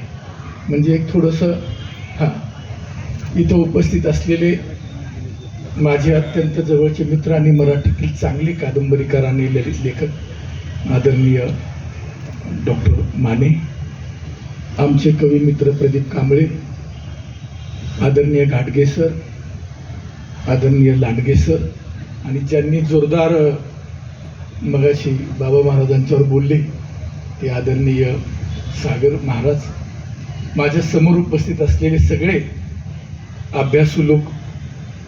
कारण अशी माणसं अशा परिसंवादाला थांबत नाहीत. असा हल्ली ऐकायला कोणी नाही, बोलायला लोक असले तरी अशी सगळीकडे स्थिती आहे. आणि अशा काळामध्ये सातारचे लोक मला नेहमीच कार्यक्रमाला बोलवतात. आमचे ज्यांचा नामोल्लेख माझ्याकडून राहिला, खरं म्हणजे ते चुकीचं आहे, ते ज्यांनी सातारच्या सांस्कृतिक क्षेत्रात स्वतःची एक नाममुद्रा अनेक लोकांचे कार्यक्रम आयोजित करून निर्माण केली, ते आदरणीय श्री चिटणीस सर. त्यांची आणखी एक ओळख सांगतो, की ते माझ्या भागातले आहेत, बोरगावचे, आणि ते चिटणीस घराण्यातले आहेत आणि अजूनही त्यांना पुण्यात एखादा कार्यक्रम घ्या म्हटलं तरी ते करतात. आणि दुसरे एक माझे गाववाले, मगाशी मी त्यांच्याबद्दल बोललो, ते राजेंद्र माने सर, पण ते आता सातारचे असल्यासारखे आणि पुण्याचे असल्यासारखे थोडेसे झालेले आहेत. आणि आपण सर्वजण बाबा महाराज सातारकर जेव्हा सातारकरांची 61 होती तेव्हा त्यांचं इस्लामपूरला प्रवचन होतं. तर 61 बैलगाड्या आमच्या वाळवा तालुक्यातल्या लोकांनी त्यांच्या मिरवणुकीसाठी आणलेल्या होत्या त्या काळामध्ये. हो, वाळवेकर प्रेम करतात म्हणजे फार जीव लावतात. बाबा महाराजांची शैली मी तुम्हाला सांगण्याची आवश्यकता नाही. संत साहित्यातला विचार लोकांपर्यंत पोचवणे हे जितका म्हणजे गर्दी इतकी व्हायची त्यांच्या की सगळं फुल झालेलं असायचे. इस्लामपूरचे सगळे रस्ते भरून गेलेले असायचे. जसं मी नेहमी म्हणतो की गुलाम अलींनी गझल लोकप्रिय करणे किंवा जगजित सिंगांनी गझल लोकप्रिय करणे, तसं कीर्तन लोकप्रिय करणे ही गोष्ट मला बाबा महाराजांची खूप महत्त्वाची वाटते. त्यांच्याबद्दल बोललेलेच आहेत. विश्वास मेंदळे आमच्याकडे केसरीला संपादक म्हणून काही काळ होते. विश्वास मेंदळेंनी आपल्या वक्तृत्वातून आणि लेखणीतून महाराष्ट्राचं प्रबोधन करण्याचं काम केलं. सिंधुताई सपकाळांच्याबद्दल त्यांनी सांगितलंच की अनेक अनाथांना सांभाळणारी, म्हणजे 2-4 गापटी सांभाळणं सुद्धा आता हल्लीच्या काळात इतकं अवघड झालेलं आहे. आणि एवढी सगळ्या गावाची आणि गोळा करून फार अवघड आहे ती. मला एकदा एका माणसाने विचारलं की तुम्हाला मुलं किती, तर मी म्हटलं तुम्हाला पाहिजेत का, तर ते म्हणले आमचेच आम्हाला सांभाळायला म्हणत. मग म्हटलं कशाला विचारता, म्हणजे असा तो सगळा काळ आहे. तर सिंधुताईंनी खूप मोठं काम केलं. ज्यांना कुणी नाही त्यांची माय म्हणून त्यांच्याकडे आपण बघतो. किंवा नादू मानवांचा उल्लेख झाला, त्यांच्यावर मी बोलणारच आहे. उद्धव कानडे गेले. मागच मला वाटते आम्ही वहिनी साहेबाला नांदेडला कार्यक्रमामध्ये एकत्र होतो. खूप स्वभावानं गोड, म्हणजे कधी ते रागवलेलं मी सुद्धा त्यांना पाहिलेलं नाही. पुण्यात गेल्यावर माणसं गोडच होतात की काय, अशी एक शंका वहिनी साहेब नेहमी येऊन जाते. त्यामुळं आता रागवणाऱ्या लोकांची भीती वाटत नाही. असा एक नवीन काळ आलेला आहे. हे सगळे माझ्यावर प्रेम करणारे असल्यामुळे मी मोकळा बोलतो. लांडगेसर सुद्धा, सांडगेसर मगाशी बोलले, त्यांनी सुद्धा सांगितलं की सारांशानं कसं बोलायचं वगैरे. त्यांनी तसा झटकाच दिला मला अध्यक्ष म्हणून. पण पाटलांना सगळ्यांचं सहन करायची सवय असल्यामुळे, त्याशिवाय राज्य पुढे घेऊन कसं जायचं असा सगळा तो विषय असल्यामुळे म्हटलं असू दे. तर या सगळ्या विषयावरच्या परिसंवादात इतकी मोठी माणसं असताना मला अध्यक्ष करणं म्हणजे एखाद्या 22वीतल्या पोराला मोठ्या साखर कारखान्याचं चेअरमन करण्यासारखं आहे, असं माझं मत आहे. फार मोठी माणसं आहे ती. आपल्या जवळ असल्यामुळे त्यांचं आपल्याला महत्व वाटत नाही. पाटणे सरांची वक्तृत्व शैली ऐकून माझ्यासारख्या अनेकांनी बोलायचं धाडस केलं. मी एकदा त्यांच्या वाचनात त्यांच्या वडिलांनी मला भाषणासाठी बोलवलं होतं, कवितेवर बोलायला बोलवलं होतं. तर मला सर म्हणले तुम्ही चांगलं बोलताय, तुम्ही गावोगावी आता भाषणं द्यायला हरकत नाही. आणि ही माणसं लिहित राहिली, ही माणसं बोलत राहिली. सातारच्या मातीचा गुणधर्म असा आहे की अनेक चांगले वक्ते आणि अनेक चांगले लेखक ह्या मातीत आहेत. म्हणजे आता आम्ही सुद्धा विचार करावा तर आदर्श घेण्यासारखं खरं म्हणजे स्वातंत्र्य चळवळीत तर सातारचं योगदान होतंच. त्यामुळं आमच्या जिल्ह्याचं नाव सांगली जिल्हा का झाला असं वाटावं, कारण पूर्वी तो दक्षिण सातारा होता आम्ही त्या काळामध्ये असताना. मुद्दा सांगायचं असं की ही सगळी मोठी माणसं होऊन गेली, यांच्या आठवणी काढणे. म्हणजे आता अलीकडे आईबापांना अनाथाश्रमात ठेवण्याचा जो काळ आलेला आहे, तसा पुस्तकं त्याची वाचायची आणि लेखकाला विसरायचा असा एक काळ आलेला आहे. त्यामुळे जो निर्माता आहे तो जास्ती महत्वाचा आहे. म्हणजे पाटणे सरांनी लिहिलेली पुस्तकं महत्वाची आहेत, त्याच्यापेक्षा जास्त महत्वाचे पाटणे सर आहेत असं माझं मत आहे. म्हणून एखादा लेखक जातो, एखादा कवी जातो, तेव्हा तो त्याच्या दृष्टीने त्याला अपेक्षित असलेली संस्कृती जो निर्माण करायचा असतो ती घेऊन निघून जाते. एक संवेदनशील अनुभव निघून जातो, एक संवेदनशील दृष्टी निघून जाते. कवी निघून जाणे तर ही सगळ्यात वाईट गोष्ट आहे पाटणेस. कारण कवी जगणं सुंदर करतो माणसाचं, कोणताही कवी जगणं सुंदर करतो माणसाचं. म्हणजे मला नेहमी असं वाटतं बालकवींचा एक संदर्भ घेऊन मी महानोरांच्याकडे वळतो की हिरवे हिरवे गार गालीचे हरित तृणांच्या मखमालीचे त्या सुंदर मखमालीवरती फुलराणी ती खेळत होती. मी सुद्धा 30 वर्षे मराठीचा शिकवण्याचं काम केलं. आपण शिकवल्यामुळं मुलं सुधारतात असं म्हणण्यापेक्षा ज्याला सुधारायचं आहे अशी मुलं शिकवण्याचं भाग्य आपल्याला लाभलं पाहिजे. तर आम्हाला एक मॅडम हायस्कूलला शिकवायला होत्या. मग ते सांगायच्या सगळीकडे हिरवे हिरवे ती फुलराणी डोलती आहे वगैरे. मी पुढं गेल्यावर जेव्हा हळूहळू वय वाढत गेल्यावर एक समज माणसाला येते वाचनातून आणि आकलनातून सुद्धा, आणि वयाची एक असते. तुमच्यावर होणाऱ्या आघातांमधून, तुमच्या आयुष्यात येणाऱ्या प्रश्नांमधून सुद्धा तुम्हाला एक समज येत जाते. मला असा प्रश्न नेहमी पडायचा की हिरवे हिरवे गारगालीचे असंच बालकवी का लिहितं, गारगालीचे हिरवे हिरवे असं का लिहित नाही. आणि मग विचार केला, माझ्या घनश्याम पाटील लक्षात असं आलं की माणसांना पंचेंद्रियांपासून संवेदना होतात. डोळ्यानं दृक संवेदना होते, दिसतं. कानाने श्राव्य संवेदना होते, नाकाने गंध संवेदना होते, जिभेने रुची संवेदना होते आणि त्वचेने स्पर्श संवेदना होते. या सगळ्या संवेदनांमध्ये दिसण्याची संवेदना अधिक महत्वाची आहे. म्हणजे तुम्ही मला दिसता आणि मी बोलायला लागतो. हिरवा हा रंग आहे आणि गार हा स्पर्श आहे. आधी दिसतं आणि नंतर जाणवतं, असा जगण्यातला क्रम आहे असं मुळात बालकवींना म्हणायचं. ते कळायला सुद्धा खूप उशीर लागला आम्हाला. अनेक कवी समजून घेताना, जसं मगाशी सरांनी सांगितलं की समजून घेणं ही खूप अवघड गोष्ट आहे. महानोर फार शिकलेले नव्हते, पण 1942 ते 2023 पर्यंतचा महानोरांचा काळ, म्हणजे विशेषतः 77 नंतरचा काळ, महानोरांनी जी कविता मराठीला दिली ती नुसती रानकविता, रानातल्या कविता नव्हत्या, ती नुसती निसर्ग कविता नव्हती. तर माणूस आणि निसर्ग यांच्यातली समानता दाखवणारी, माणूस आणि निसर्ग यांच्यातला चैतन्याचा प्रवाह दाखवणारी, माणूस आणि निसर्ग यांच्यातील ऊर्जेची समानता दाखवणारी महानोरांची कविता होती. म्हणजे रानातली कविता असतील, वही असेल, अजिंठा असेल, वाहटूळ असेल, पांझड असेल किंवा गंगा वाहू दे निर्मळपर्यंतचा त्यांचा सगळा कवितेचा जो प्रवास आहे. त्यांनी गांधारीसारखी कादंबरी लिहिली, कवितेतून गाण्याकडे सारखे अनुभव कथन लिहिलं, त्या सगळ्या तपशिलात मी जात नाही.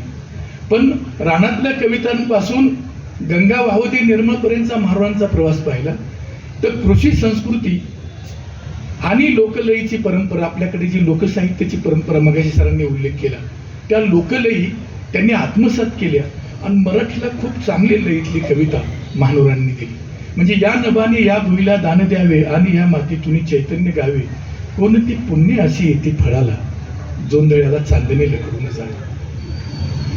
गुंतलेले प्राण ह्या रानात माझे, फाटकी ही झोपडी काळीज माझी, मी असा आनंदोनी बेहोश होता, शब्दगंधी तू मला बाहुत घ्या.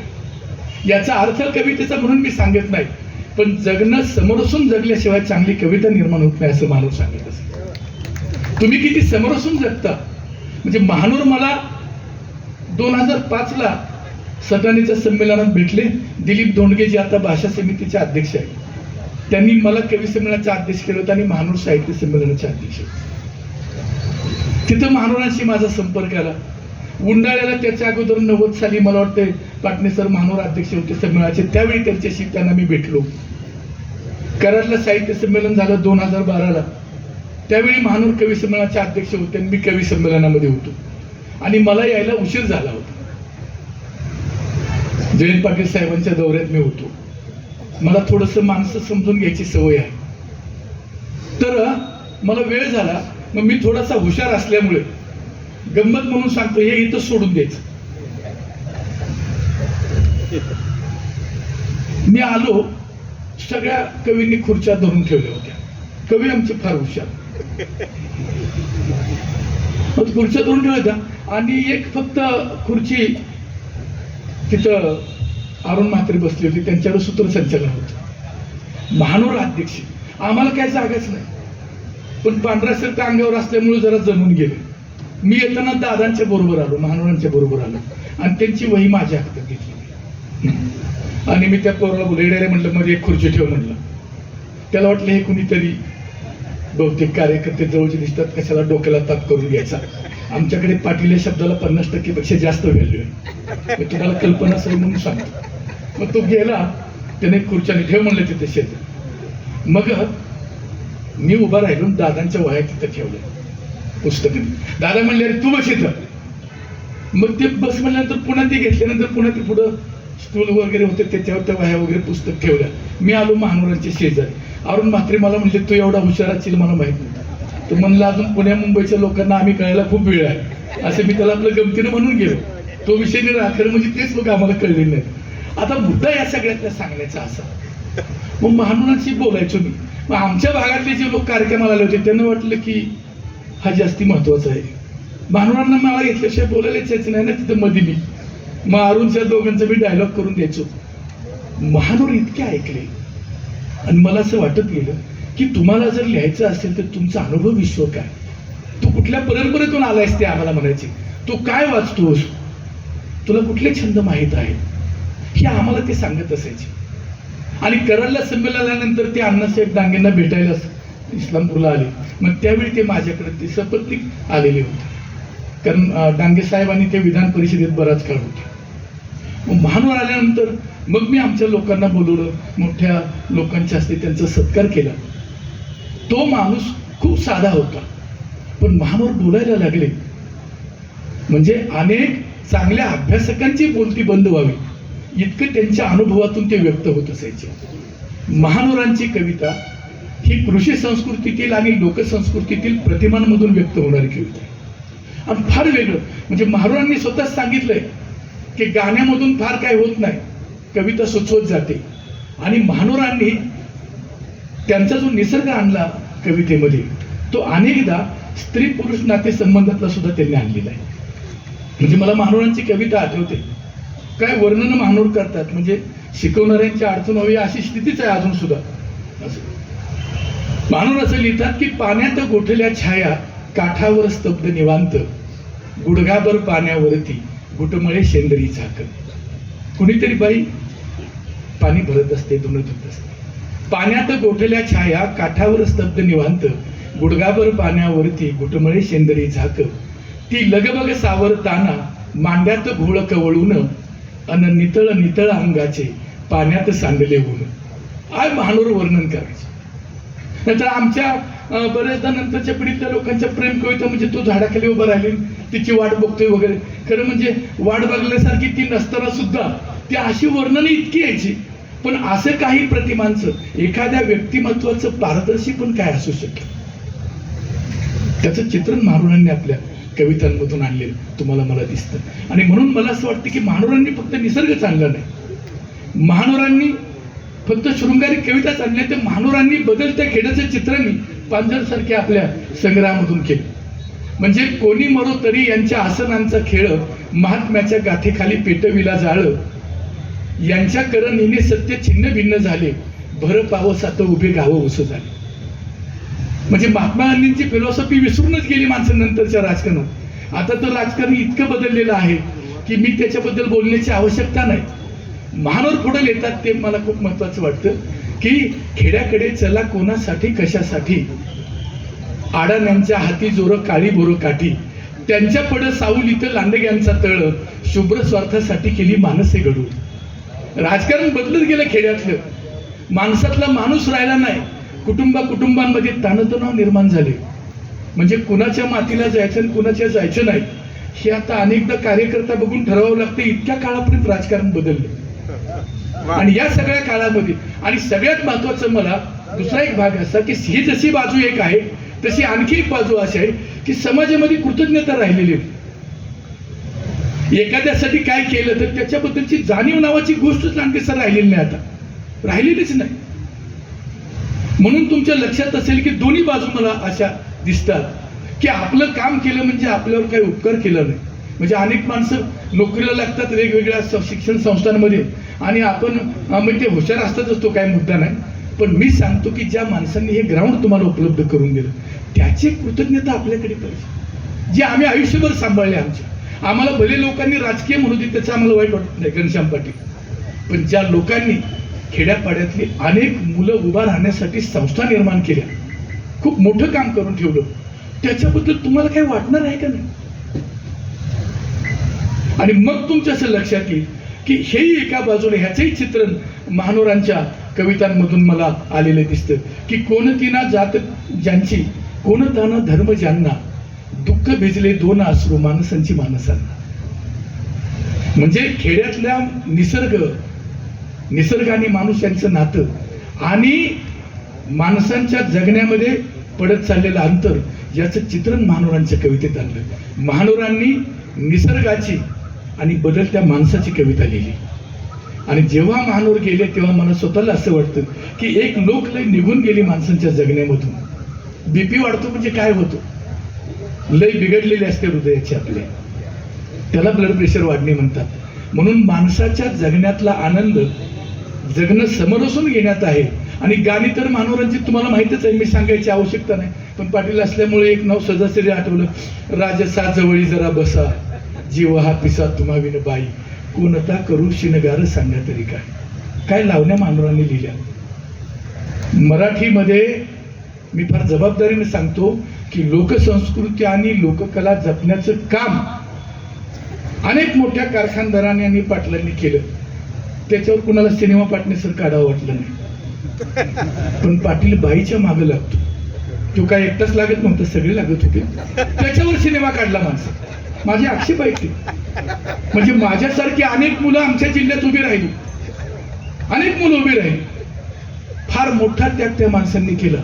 राजकीय माणसाची सहनशीलता समजून घ्यायला सुद्धा एक मन लागतं असं माझा अनुभव. सहन लागतं त्याला.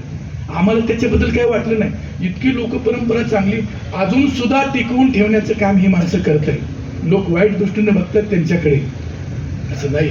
म्हणजे तमाशातलं एक दीप्ती आहेर MPSC ची परीक्षा देऊन PSI झाल्या, तर त्याचं केवढं कौतुक आमच्याकडच्या लोकांना. माणसं भेटायला गेली की मॅडम तुम्ही या क्षेत्रातून तिथपर्यंत पोहोचला. आपण कधी बघणार आहोत का नाही. आमच्याकडे नंदा लाखे वगैरे मंडळी तमाशा क्षेत्रातली खूप चांगली. बोरगावला गुलाब बोरगावकर होऊन गेले, गणपती माने चिंचणीकर. आमचा जसा क्रांतिकारांचा भाग आहे तसा कलावंतांचा पण भाग आहे. या सगळ्या माणसांनी ज्या काळात उपेक्षा होती त्या काळात लोककला जोपासली.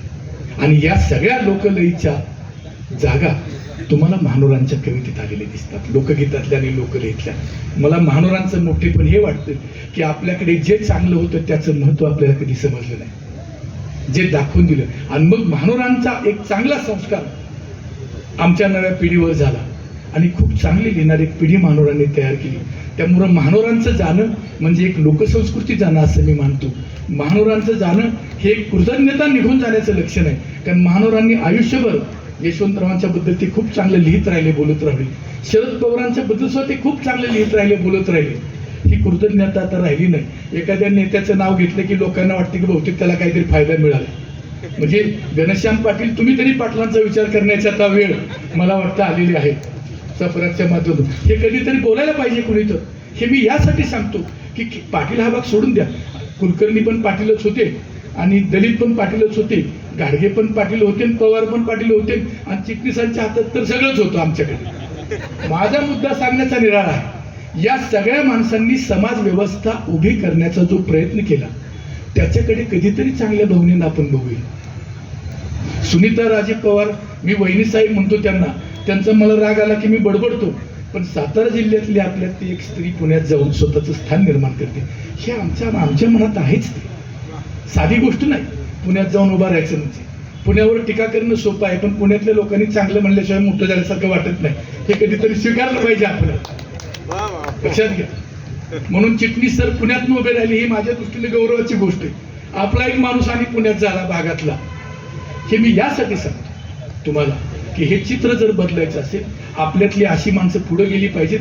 हे लोक इथं नसते तर मला कदाचित वाटतं की आम्ही इथं आलो असतो की नसतो असं मला स्वतःला वाटतं. त्यामुळं या सगळ्या प्रक्रियेचा विचार करत असताना जेव्हा महानोरांसारखा एखादा कवी निघून जातो तेव्हा मला असं वाटतं की मराठीतलं एखादं सत्व लोकपरंपरेचा आविष्कार करणारं आणि कृषी व्यवस्थेची संस्कृती दाखवणारं निघून जातं. महानोरांना मी मनापासून आदरांजली अर्पण करतो.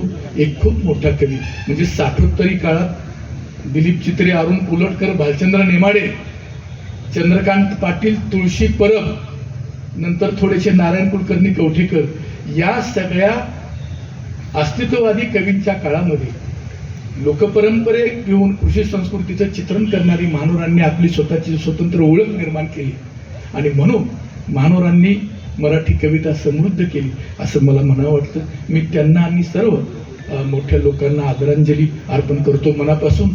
आणि इतके सगळे मोठे लोक असताना मला अध्यक्ष केला म्हणजे अजूनही पाटलांच्याकडे लोक असेही पाहतात घनश्याम, असा त्याचा अर्थ आहे. त्याबद्दल मी अतिशय मनापासून सातारकरांचा ऋणी आहे. असेच आम्हाला नेहमी बोलवत जावा. आम्ही काय सगळ्यांना बोलवतोच काय, स्वागतन प्रास्ताविकातच आमचं निम्म आयुष्य गेलं. आम्ही बोलवतोच. आता सुद्धा पाटणे सर माझ्याकडे व्याख्यानमालेला उद्घाटनाच्या वेळीच आहेत आणि मी त्या संस्थेचा उपाध्यक्ष आहे. त्यामुळे हे काम आम्ही करत आलेलोच आहे. तर मला स्वतःला असं वाटतं की अशी सगळी मोठी माणसं असल्यामुळे इथं चांगले उपक्रम घडतात. आता माणसांच्या मनावर पुस्तकं वाचायला लावण्याचा विचार बिंबवण्याची आवश्यकता आजच्या काळात आहे. माणसं वाचतच नाहीत. आम्ही जेव्हा नोकरीत होतो तेव्हा काही लोक मला म्हणायचे की शिक्षक असून सुद्धा तुम्ही अभ्यास करताय म्हणजे जास्तीच होते म्हणले. मग इतकं लोक बोलायचे कारण तो काळ आता गेला पूर्वीचा. व्यासंगी वगैरे का म्हणजे 5 माणसांची नावं घ्या म्हटलं तर 10 माणसं असायची. आता खूप परिस्थिती वेगळी आहे. तरी सुद्धा म्हणजे पगार चांगले आहेत लोकांना, ते असलेच पाहिजे. शिक्षकांनी गाड्या घेतल्याच पाहिजेत, शिक्षकांनी बंगले बांधलेच पाहिजेत, शिक्षकांचे प्लॉट असलेच पाहिजेत, पण त्याच्या घरात 5000 पुस्तकं असली पाहिजेत. एवढंच माझं मत. मी सुद्धा एक शिक्षक होतो. माझ्या आयुष्यात किमान एक 2-3 हजार तर पुस्तकं वहिनीसाहेब आमच्या घरात आहेत. आणि मी कायम लोकांना ह्यांचीच पुस्तकं मी बरीच भेट दिली. चिटणीसांनी मला काय दिलेली ती मी लोकांना भेट दिली. बरीच पुस्तकं मी विकत घेऊन मी अगदी भैरप्पांचे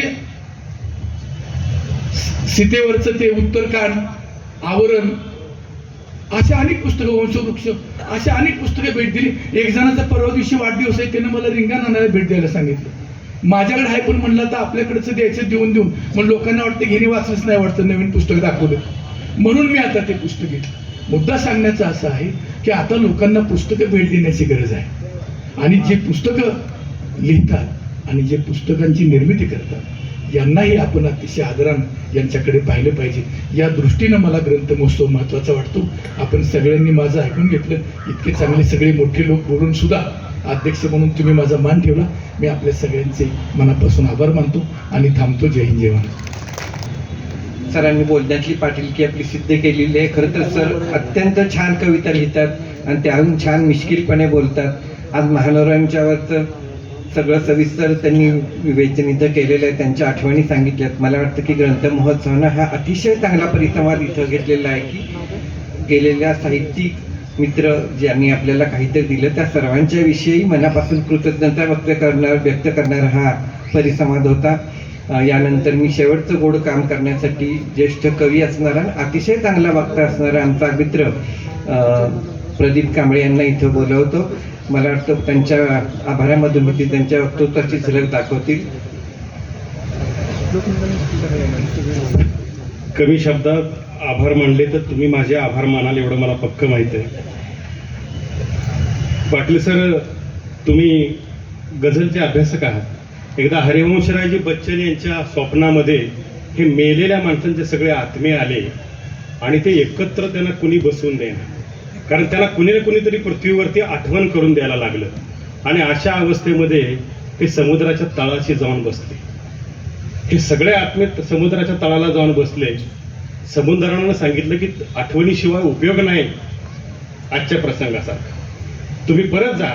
त्यांनी परत त्यांना वर हाकलून दिलं. तेव्हा हरिवंशरायजी बच्चन म्हणतात, त्या आठवणीच्या हिंदोळ्याला लागू पडतं ते वाक्य असं आहे, हे समंदरवी सगळे आत्मे असे म्हणतात, मेलेले सगळे दिवंगत व्यक्ती असं म्हणतात, ये समंदर भी मेरी तरह बेफिक्र निकला यारो, जिंदा थे तो तैरने न दिया और मर गए तो डूबने न दिया. ये जनाजे म्हणजे प्रेत यात्रा सगळं काही निघतं, आठवणी निघतात, परिसंवाद आठवणीच्या हिंदोळ्यावर होतात. ये जनाजे, ये कब्र, ये कफन, ये तस्वीर, ये फोटो किस काम के नहीं होते दोस्तों, वरना आदमी तो उस दिन मर जाता है जिस दिन उसे याद करने वाला कोई ना हो. आजच्या कार्यक्रमाचं सागर सर एवढंच वैशिष्ट्य आहे की दीप या स्मृतीचा जाशील तिथं सांभाळ, कोण जाणे आयुष्याची कधी होईल संध्याकाळ, कधी होईल संध्याकाळ. कमी शब्दात मला आभार मानायचे, पण मी 3 मिनिटातच मी काही एक आठवण सांगणार आहे की डॉक्टर राजेंद्र माने यांच्या पुस्तकाचं प्रकाशन पुण्यामध्ये होतं आणि त्याचे अध्यक्ष डॉक्टर रामचंद्र देखणे होते. प्रकाशक माने, लेखक माने, बरोबर जोशी, मिलिंद जोशी, शिवाय अरुणा डेरे. आणि अशीच आभाराची वेळ, बरोबर ना सर, अशीच माझ्यावर आभाराची वेळ आली आणि त्यातला पटकन एक पुणेकर उठले, आत्ताच्या सारख्या म्हणाले 1 मिनिटात आभार मानायचे. मग मी असं म्हणालो की कोई माने या ना माने, 2 स्टेजवर माने होते, कोई माने या ना माने. कार्यक्रम जोशात झाला म्हणूनच आम्ही सातारावरून इथं डेरे, अरुणाताई होत्या, डेरे दाखल झालो म्हणूनच असे सोहळे देखणे होत असतात.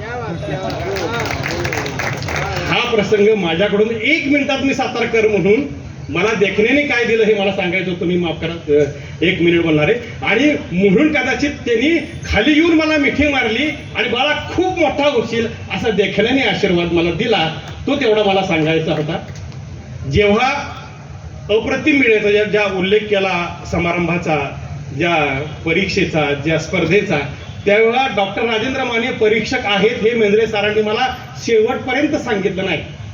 औरंगाबादमध्ये गेल्यानंतर, पुण्यामध्ये गेल्यानंतर पहिल्या फेरीमध्ये माझ्या समोर जेव्हा उजेड पडला त्या सगळ्या फ्लॅक्सचा, सगळे कॅमेरे असे लागले, तेव्हा अंधारात म्हटलं डॉक्टरांसारखं कुणीतरी दिसतंय परीक्षक. तर समोर डॉक्टर होते आणि त्याच्या मागे विश्वास मेहेंदळे होते. मी घाबरलो. स्टेजवर गप्पा मारणं वेगळं आणि प्रत्यक्ष स्पर्धेला उभं ह्या वयात शक्य नव्हतं. 40 नंबर. तुम्हाला आश्चर्य वाटेल, मी तिथेही धिटानं उभं राहिलो. डॉक्टरांनी दिलेला 1 मार्क आणि मेहेंदळे सरांनी दिलेला ज्यादा 1 मार्क, त्याच्यावर मी औरंगाबादला माझी निवड झाली आणि तिथं परीक्षक होते विश्वास मेहेंदळे. आणि मेहेंदळे सरांनी या स्पर्धेमध्ये मी ताट मानेने मेहेंदळे सर, कारण 14 वर्ष त्यांच्या समोर वावरलो. चिटणीस साहेबांच्यावर, पाटणे सरांच्या बरोबर मी त्यांच्यावर इथं वावरलो होतो हे कुणाला माहित नव्हतं. ताट मानेनं जिथं जिथं जाईल त्या स्पर्धेच्या वेगवेगळ्या स्पर्धेमध्ये मी भाग घेतला आणि मी त्या 34 जणांच्या मध्ये महाराष्ट्रात पहिला आलो. हे डॉक्टरांनी मगाशी सांगितलं, हे मेहेंदळे सरांचं वैशिष्ट्य होतं. एकदा माझ्या वडिलांनी त्यांचे मित्र असणाऱ्या फ्रान्सिस दिब्रिटोंना फोन केला की फ्रान्सिस, तुझी अखिल भारतीय साहित्य संमेलनासाठी निवड झाली म्हणून तुझं अभिनंदन बरं का. तेव्हा फ्रान्सिस असं म्हणाले, फादर असं म्हणाले की अरे म्हटले दादा, आमच्या डॅडीना ते दादा म्हणतात, ते एका वर्गात मित्र असल्यामुळं, अरे म्हटले दादा, मी पडलो अल्पसंख्याक ख्रिश्चन, मी पहिल्यांदाच ख्रिश्चन म्हणून अखिल भारतीय साहित्य संमेलनाचा अध्यक्ष झालोय. हे काही प्रास्ताविकांना रुचत नाही रे, मला जरा त्रास होतोय. पण म्हणले सगळेजण जरी विरोधी असले तर म्हटले मराठवाड्यातला अजंठा वेरूळच्या पायथ्याचा एक म्हणले मोठा साहित्यिक माझ्या पाठीशी उभा आहे म्हणून मी काय घेत नाही कोणा. म्हटले कोण? त्याचं नाव आहे माधव महानोर. मला फार आनंद वाटला. आठवणींच्या हिंदोळ्यावर ह्या 3 गोष्टी माझ्यासाठी फार महत्वाच्या होत्या. हे तुम्हाला सांगणं गरजेचं होतं म्हणून मी हे बोललो. आजच्या या परिसरामध्ये आठवणींच्या हिंदोळ्यावर ह्या माणसांचे सगळे आत्मे 23 वर्षाचे आमच्या या ग्रंथ महोत्सवाचे आधारवड आणि हे जे खांब दिसत आहेत ना, त्या खांबाच्या ठिकाणी मला कुठंतरी कविता सादर करणारा, घटा घटा घटा म्हणून जीवाची आतडी बाहेर काढणारा उद्धव कानडे कुठंतरी दिसतोय. शांतपणे दिसणारे, हातात आसूड घेऊन उभे राहिलेले मला देखणे इथं दिसत आहेत. मेहेंदळे सर, अरे आजचा प्रमुख पाहुणा आला नाही ना, मी उभा राहतो. मला भेटलेली माणसं अचानकच चिठ्ठी सांगतो ते आले नाही, काय करायचं? आणि त्यावेळी ते इथं उभे राहायचे आणि सांगायचे. मग काय म्हणायचे ते तुम्हाला एका मिनिटात सांगतो. मी त्याला प्रश्न विचारला, तुम्हाला राजीव गांधी आवडतात का अटल बिहारी आवडतात? तर मेहेंदळे सरांनी मला जे उत्तर दिलं ते म्हटले फार. म्हणले मी रशियाला त्यांच्यावर गेलो आणि थंडीत कुडकुडत होतो, ते त्यांच्या त्या केबिन मधनं बघितलं आणि ते बाहेर आले आणि म्हणाले, महेंद्रे साहब बाहर बहुत थंडी है, मेरी शाल लेते हो क्या? राजीव गांधींनी मेहेंदळे सरांना विचारलं. त्यांचं रेकॉर्डिंग काढून बघा. मला असं वाटतं अशा माणसाचा परिस्पर्श झालेली माणसं या ग्रंथ महोत्सवाचे पाय आहेत आणि म्हणून यांना सलाम करण्यासाठी आज इथं हा आठवणींच्या हिंदोळ्यामध्ये ही सगळी मंडळी आली. पाटील साहेब आम्हाला नेहमीच अध्यक्ष म्हणून आशीर्वाद देतातच, पण या सगळ्यांच्या मध्ये सागर सर, आपण छान बोललात आणि उत्तम विवेचन आमच्या ग्रंथमहोत्सव समिताचे मर्म असणारे प्राचार्य यशवंत पाटणे आणि श्री चिटणीस यांनी केलं. डॉक्टर माने यांचे 2 वेळा आभार मानेल, कारण पत्रिकेत 2 वेळा त्यांचं नाव आहे आणि त्यांनी या शब्दांचं सगळं मला बळ दिलंय. आणि कुणी काय म्हणू, पण जसे उद्धव कानडे माई म्हणतात तसे याच व्यासपीठानं 15-20 वर्षापूर्वी सुनीता राजे पवार यांना आम्ही पहिल्यांदा, आम्हाला अभिमान वाटतो की त्यांना माई म्हणून आम्ही हाक मारली, याचा फार आम्हाला घाटगेसर अभिमान वाटतो. पुन्हा एकदा या सगळ्या आत्म्यांच्या मध्ये त्यांचे संस्कार, त्यांचे विचार, त्यांची शिकवण पुढे नेण्याचा आम्ही निश्चित प्रयत्न करू. हाच आठवणींच्या शिदोळ्यावरची खरी त्यांना श्रद्धांजली असेल. अशी श्रद्धांजली म्हणून आजचा हा कार्यक्रम संपला असं मी जाहीर करतो. या ठिकाणी सारे भारतीय माझे बांधव आहेत. विविधतेने नटलेल्या भारतातील महाराष्ट्र हे एक राज्य असून मराठ्यांची 4थी राजधानी म्हणून मला साताऱ्याचा अभिमान आणि गर्व आहे. या साताऱ्यातील सर्व स्त्रियांचा आणि वडीलधाऱ्यांचा आदर करण्याची जबाबदारी माझी असून मी दुसऱ्यांनाही त्याचे महत्त्व पटवून देईन. तसेच मी कोणालाही आई बहिणीवरून शिवी देणार नाही. आणि जर कोणी असे करत असेल तर त्याला त्यापासून परावृत्त करून स्त्री जातीचे महत्त्व समजून सांगेन. आजपासून या नवीन वर्षाच्या निमित्ताने सातारा राजधानीतील मी माझ्या सर्व शाळा महाविद्यालयात आणि आज येथील ग्रंथ महोत्सवातून अशी शपथ घेत आहे की मी माझ्या ऐतिहासिक सातारा जिल्ह्याला शिवीमुक्त बनवेन. धन्यवाद. जय सातारा. जय सातारा. ग्रंथ महोत्सव